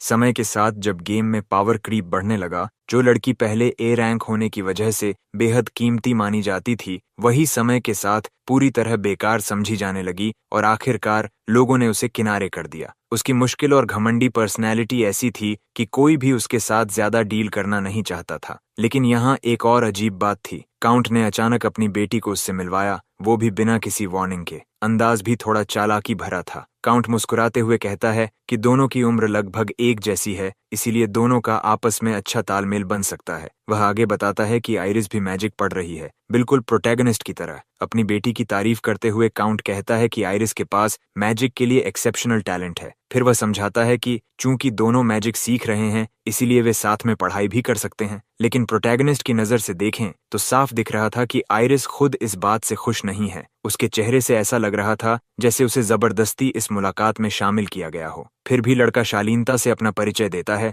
और बताता है कि वह मार्केस का फोर्थ सन है। अपने इंस्टिंक्ट्स पर भरोसा करते हुए वह सोचता है कि शायद उसे आइरिस से कुछ अच्छा एडवाइस मिल सके। जब वह क्यूरियोसिटी में उसका स्टेटस चेक करता है तो उसे एक चौंकाने वाली चीज दिखती है। उनके बीच रिलेशनशिप लेवल -44 पर है, लेकिन उसी स्टेटस में एक और बेहद दिलचस्प चीज दिखाई देती है। आइरिस के पास एक खास टैलेंट है, माना कंपेनियन। ओरिजिनल गेम में यह टैलेंट बेहद ही रेयर माना जाता था, इतना रेयर कि एसएसएस रैंक कैरेक्टर्स में भी सिर्फ 0.01% के पास ही ये एबिलिटी होती थी। इसका मतलब ये भी हो सकता है कि ये बैंगनी बालों वाली लड़की, जिसे गेम में बाद में बेकार समझ लिया गया था, उसके अंदर अभी भी एक बिल्कुल नया पोटेंशियल छिपा हुआ है। उसकी ऑफल पर्सनैलिटी के बावजूद उसका वह टैलेंट सब कुछ बदल देता है। उसने लॉर्ड एबल और एडोल्फ के बारे में बहुत कुछ सुना है, लेकिन प्रोटैगनिस्ट के बारे में कुछ भी नहीं। उसे नीचा दिखाने की कोशिश करते हुए वह कहती है कि वह सेकंड सर्कल में है, जबकि वह अभी तक फर्स्ट सर्कल भी पार नहीं कर पाया। ये बात उसे इरिटेट करती है, क्योंकि वह बचपन से ही ऐसी अनप्लेजेंट रही है। लेकिन वह समझाता है कि उसे मैजिक सीखते हुए सिर्फ 3 मंथ्स हुए हैं। इतनी जल्दी सर्कल बनाना उसके रिकॉर्ड से भी तेज है, क्योंकि उसे इससे ज्यादा समय लगा था। वैसे भी 13 साल की उम्र में शुरू करना काफी लेट माना जाता है, क्योंकि ज्यादातर लोग 10 साल तक शुरू कर देते हैं। वह सोचता है कि अगर वह उसे एक वाइनी कैट की तरह समझे तो उसके अनोइंग एटीट्यूड को सह सकता है। वह बताता है कि उसने देर से शुरू किया, क्योंकि उसे पहले एक इलनेस थी और वह हाल ही में उसे ओवरकम कर पाया। यह सुनकर वह अचानक चुप हो जाती है, क्योंकि उसे पता है कि उस बैरियर को पार करना कितना मुश्किल होता है। उसके पिता समझाते हैं कि उसे पार करने के लिए शरीर में एक्स्ट्रॉर्डिनरी मैना के साथ पैदा होना पड़ता है, इसलिए जो लोग इसे कर पाते हैं उन्हें जीनियसेस और प्रोडिजीज कहा जाता है। सिर्फ 13 साल की उम्र में यंग मास्टर का यह कर पाना सच में इनक्रेडिबल है। उम्मीद है कि आइरिस अपने आसपास के अच्छे इन्फ्लुएंसेस से कुछ सीखेगी, लेकिन वह ऐसे व्यक्ति से बात भी नहीं करना चाहती जिसे वह अपने से कमजोर समझती है, क्योंकि उसके हिसाब से वह अभी सिर्फ फर्स्ट सर्कल में है। उसकी यही पर्सनैलिटी आगे चलकर बहुत समस्याएं पैदा कर सकती है और इसे जल्द से जल्द बदलने की जरूरत है। और इसी तरह रिक्रूटमेंट प्रोजेक्ट 3 की शुरुआत होती है। लड़के का मानना है कि किसी को सिर्फ उसकी अपीयरेंस देखकर जज नहीं करना चाहिए, और वह साबित करना चाहता है कि वह कमजोर नहीं है। जब वह अचानक उसके चेहरे के बहुत पास आ जाता है तो आइरिस घबरा जाती है। काउंट वहीं मौजूद होने के बावजूद वह उसे 1-on-1 ड्यूल के लिए चैलेंज कर देता है। वह कहता है कि अगर वह हार गया तो बिना किसी बहाने के मान लेगा कि वह उससे कमजोर है। लड़की का जवाब सुनकर काउंट भी हैरान रह जाता है, क्योंकि उसका अंदाज बेहद अजीब और शर्मिंदा करने वाला था। काउंट सोचने लगता है कि आखिर उसने ऐसी बातें सीखी कहाँ से। लड़का भी हैरान रह जाता है और समझ नहीं पाता कि ऐसी चीजें किस तरह की किताबों में पढ़ने को मिलती होंगी। पता चलता है कि उसे अजीब तरह के रोमांस नॉवेल्स पढ़ने का शौक है, जो उसकी उम्र के लिए बिल्कुल भी सूटेबल नहीं है। फिर भी लड़का पीछे नहीं हटता और कहता है कि अगर वह हार गया तो वह उसकी किसी भी शर्त को मान लेगा। ये सुनकर काउंट फिर से चौंक जाता है। आखिरकार लड़का शर्त बदलते हुए कहता है कि अगर वह जीत गया तो भविष्य में वह उसका नया टीचर बनेगा, और इसके साथ साथ एक और शर्त भी होगी। अगर वह जीत गया तो आइरिस को यह वादा करना होगा कि वह आगे से कभी भी लोअर रैंक वाले किसी व्यक्ति के बारे में बुरा नहीं बोलेगी और उन्हें नीचा नहीं दिखाएगी। ये सुनकर आइरिस और भी ज्यादा गुस्सा हो जाती है क्योंकि वह घमंडी है और उसे पूरा भरोसा है कि फर्स्ट सर्कल का कोई बिगिनर उसे हरा ही नहीं सकता। काउंट थोड़ा शर्मिंदा होकर मान लेते हैं कि उनकी बेटी की पर्सनैलिटी में सच में समस्या है क्योंकि बचपन से ही उसे बहुत ज्यादा स्पॉइल किया गया है। अगर ऐसा ही चलता रहा तो भविष्य में उसे दुनिया में जीना मुश्किल हो जाएगा और वह कभी न कभी मुसीबत में पड़ जाएगी। उसकी उम्र के बच्चों में उसका कोई दोस्त भी नहीं है क्योंकि उसकी रेपुटेशन ही खराब है। इसलिए काउंट लड़के से कहते हैं कि वह उसे माफ कर दे क्योंकि उसका बचपन भी आसान नहीं रहा। उनके हिसाब से यह ड्यूअल उसके लिए एक अच्छा लर्निंग एक्सपीरियंस होगा और वह दोनों को लड़ने की अनुमति दे देते हैं। यह सुनकर लड़का उत्साहित हो जाता है क्योंकि उसे बस काउंट की परमिशन चाहिए थी। दूसरी तरफ मैंशन के एक कोने में आइरिस अभी भी गुस्से में है कि एक लड़के ने उसे चुनौती दी, लेकिन साथ ही वह थोड़ी कंफ्यूज्ड भी है क्योंकि उसे वह लड़का थोड़ा क्यूट लगा था और वह ठान लेती है कि उसे किसी तरह हराकर अपनी शर्त मनवाएगी। असल में काउंट के दिमाग में एक और वजह भी है कि उन्होंने अपनी बेटी को MC से मिलवाया। भले ही वह अभी सिर्फ 11 साल की है, लेकिन उस दुनिया में यही उम्र शादी के प्रस्ताव आने की शुरुआत मानी जाती है। शायद काउंट के मन में यह भी ख्याल हो कि भविष्य में दोनों का रिश्ता बन सकता है। उस दुनिया में नोबल्स की शादी आम लोगों से जल्दी हो जाती है। यह समझकर MC को थोड़ा अजीब लगता है कि अचानक उसे इस मुलाकात में क्यों बुलाया गया था। वह झुंझलाकर सोचता है कि अगर ऐसा है तो उसे ड्यूअल में आइरिस को और भी बुरी तरह हराना होगा। उसे लगता है कि सिर्फ स्टेटस के लिए किसी ऐसे इंसान से शादी करना गलत होगा जिसकी एटीट्यूड इतनी खराब हो। इसलिए वह पूरी ताकत से लड़ने और उसकी पर्सनैलिटी सुधारने का फैसला करता है। मेड को भी यह सुनकर दुख होता है कि लॉर्ड काइल और आइरिस के बीच मैरिज प्रपोजल की बात हो रही है। अगले दिन आखिरकार बच्चों के ड्यूअल का समय आ जाता है। नियम साफ हैं, लड़ाई सिर्फ मैजिक से होगी और किसी को चोट नहीं लगनी चाहिए। अगर स्थिति खतरनाक लगने लगे तो लड़ाई तुरंत रोक दी जाएगी। इस ड्यूअल का जज गार्डियन होगा। वह एक प्रसिद्ध और अनुभवी नाइट है, इसलिए कोई अनफेयर फैसला नहीं होगा। जैसे ही बैटल शुरू होती है, आइरिस तुरंत अपने फायर वॉन्ड से हमला करती है और MC की ओर जलते हुए एरोज छोड़ देती है। 11 साल की उम्र के हिसाब से उसकी कास्टिंग स्पीड सच में बहुत तेज है, लेकिन हीरो के पास एडवांटेज है। वह तुरंत अपनी विंड पावर एक्टिवेट करता है और उन एरोज को रास्ते से हटा देता है। हवा से आग को डिफ्लेक्ट करना सच में एक स्मार्ट मूव था। यह देखकर आइरिस चिढ़ जाती है और कहती है कि उसकी मैजिकल पावर को कम मत समझो, वह हारने वाली नहीं है। वह फिर से एक और फायर स्पेल छोड़ती है, इस बार पहले से ज्यादा ताकतवर, लेकिन MC तैयार था और वह एक एनर्जी डोम बनाकर खुद को बचा लेता है। शांत रहकर वह मानता है कि लड़की सच में बहादुर है और उसकी एबिलिटी इंप्रेसिव है। अब काउंटर अटैक के लिए वह एक एनर्जी रिचुअल शुरू करता है और पूछता है कि क्या वह इसे रोक पाएगी। यह देखकर काउंट भी हैरान रह जाते हैं क्योंकि उन्होंने उम्मीद नहीं की थी कि हीरो एक साथ 2 स्पेल्स कास्ट कर पाएगा। यह टेक्निक तो अनुभवी मेजेस के लिए भी मुश्किल होती है, जबकि वह अभी सिर्फ लेवल 1 पर है। आखिरी पल में आइरिस एक शील्ड स्पेल एक्टिवेट कर लेती है जो उसे उस अटैक से बचा लेता है जो लड़ाई खत्म कर सकता था, लेकिन उसकी फायर अटैक हवा में अब्जॉर्ब हो जाती है। अब वह सच में घबरा जाती है और जल्दी जल्दी और स्पेल्स कास्ट करने लगती है। तभी अचानक हीरो उसके बिल्कुल सामने आ जाता है और अपना स्टाफ उसके चेहरे के सामने रख देता है। यही पल था जब लड़ाई लगभग खत्म हो जाती है और साफ हो जाता है कि बेहतर मेज कौन है। लड़का इस जीत से बहुत खुश है, जबकि आइरिस पूरी तरह शॉक्ड खड़ी रह जाती है। उसे यकीन ही नहीं होता कि वह पहली बार एक फर्स्ट सर्कल मेज से हार गई है। वह गुस्से में चिल्लाती है कि यह सिर्फ लक था और यह जीत मान्य नहीं है। वह रीमैच की मांग करती है और कहती है कि उस वक्त उसकी हालत ठीक नहीं थी। हीरो मान जाता है क्योंकि उसे पता है कि नतीजा अलग नहीं होगा। इससे आइरिस और भी गुस्से में आ जाती है और कहती है कि इस बार वह जरूर जीतेगी। एक के बाद एक 5 राउंड्स होते हैं और हर बार जीत लॉर्ड काइल की ही होती है। वह जितनी बार कोशिश करती है, नतीजा वही रहता है। आखिरकार वह कहता है कि लड़ाई खत्म कर देते हैं क्योंकि शायद उसका माना भी खत्म हो चुका है। ये सुनकर आइरिस इतना गुस्सा हो जाती है कि सबके सामने रोने लगती है। वह टैंट्रम करती है क्योंकि वह यह स्वीकार ही नहीं कर पा रही कि वह किसी ऐसे व्यक्ति से हार गई जिसे वह कमजोर समझती थी। अनजाने में MC ने उसे रुला दिया था। शायद वह उससे थोड़ा ज्यादा सख्त हो गया था। उसी रात काउंट उसे बैंक्वेट के लिए नए कपड़े देते हैं। यह एक फॉर्मल इवेंट है, इसलिए अच्छे कपड़े पहनना जरूरी है क्योंकि वहां हर कोई सजे धजे आएगा। काउंट का व्यवहार फिर भी फ्रेंडली रहता है क्योंकि अपनी बेटी के रोने के बावजूद वह MC को डिनर के लिए इनवाइट करते हैं।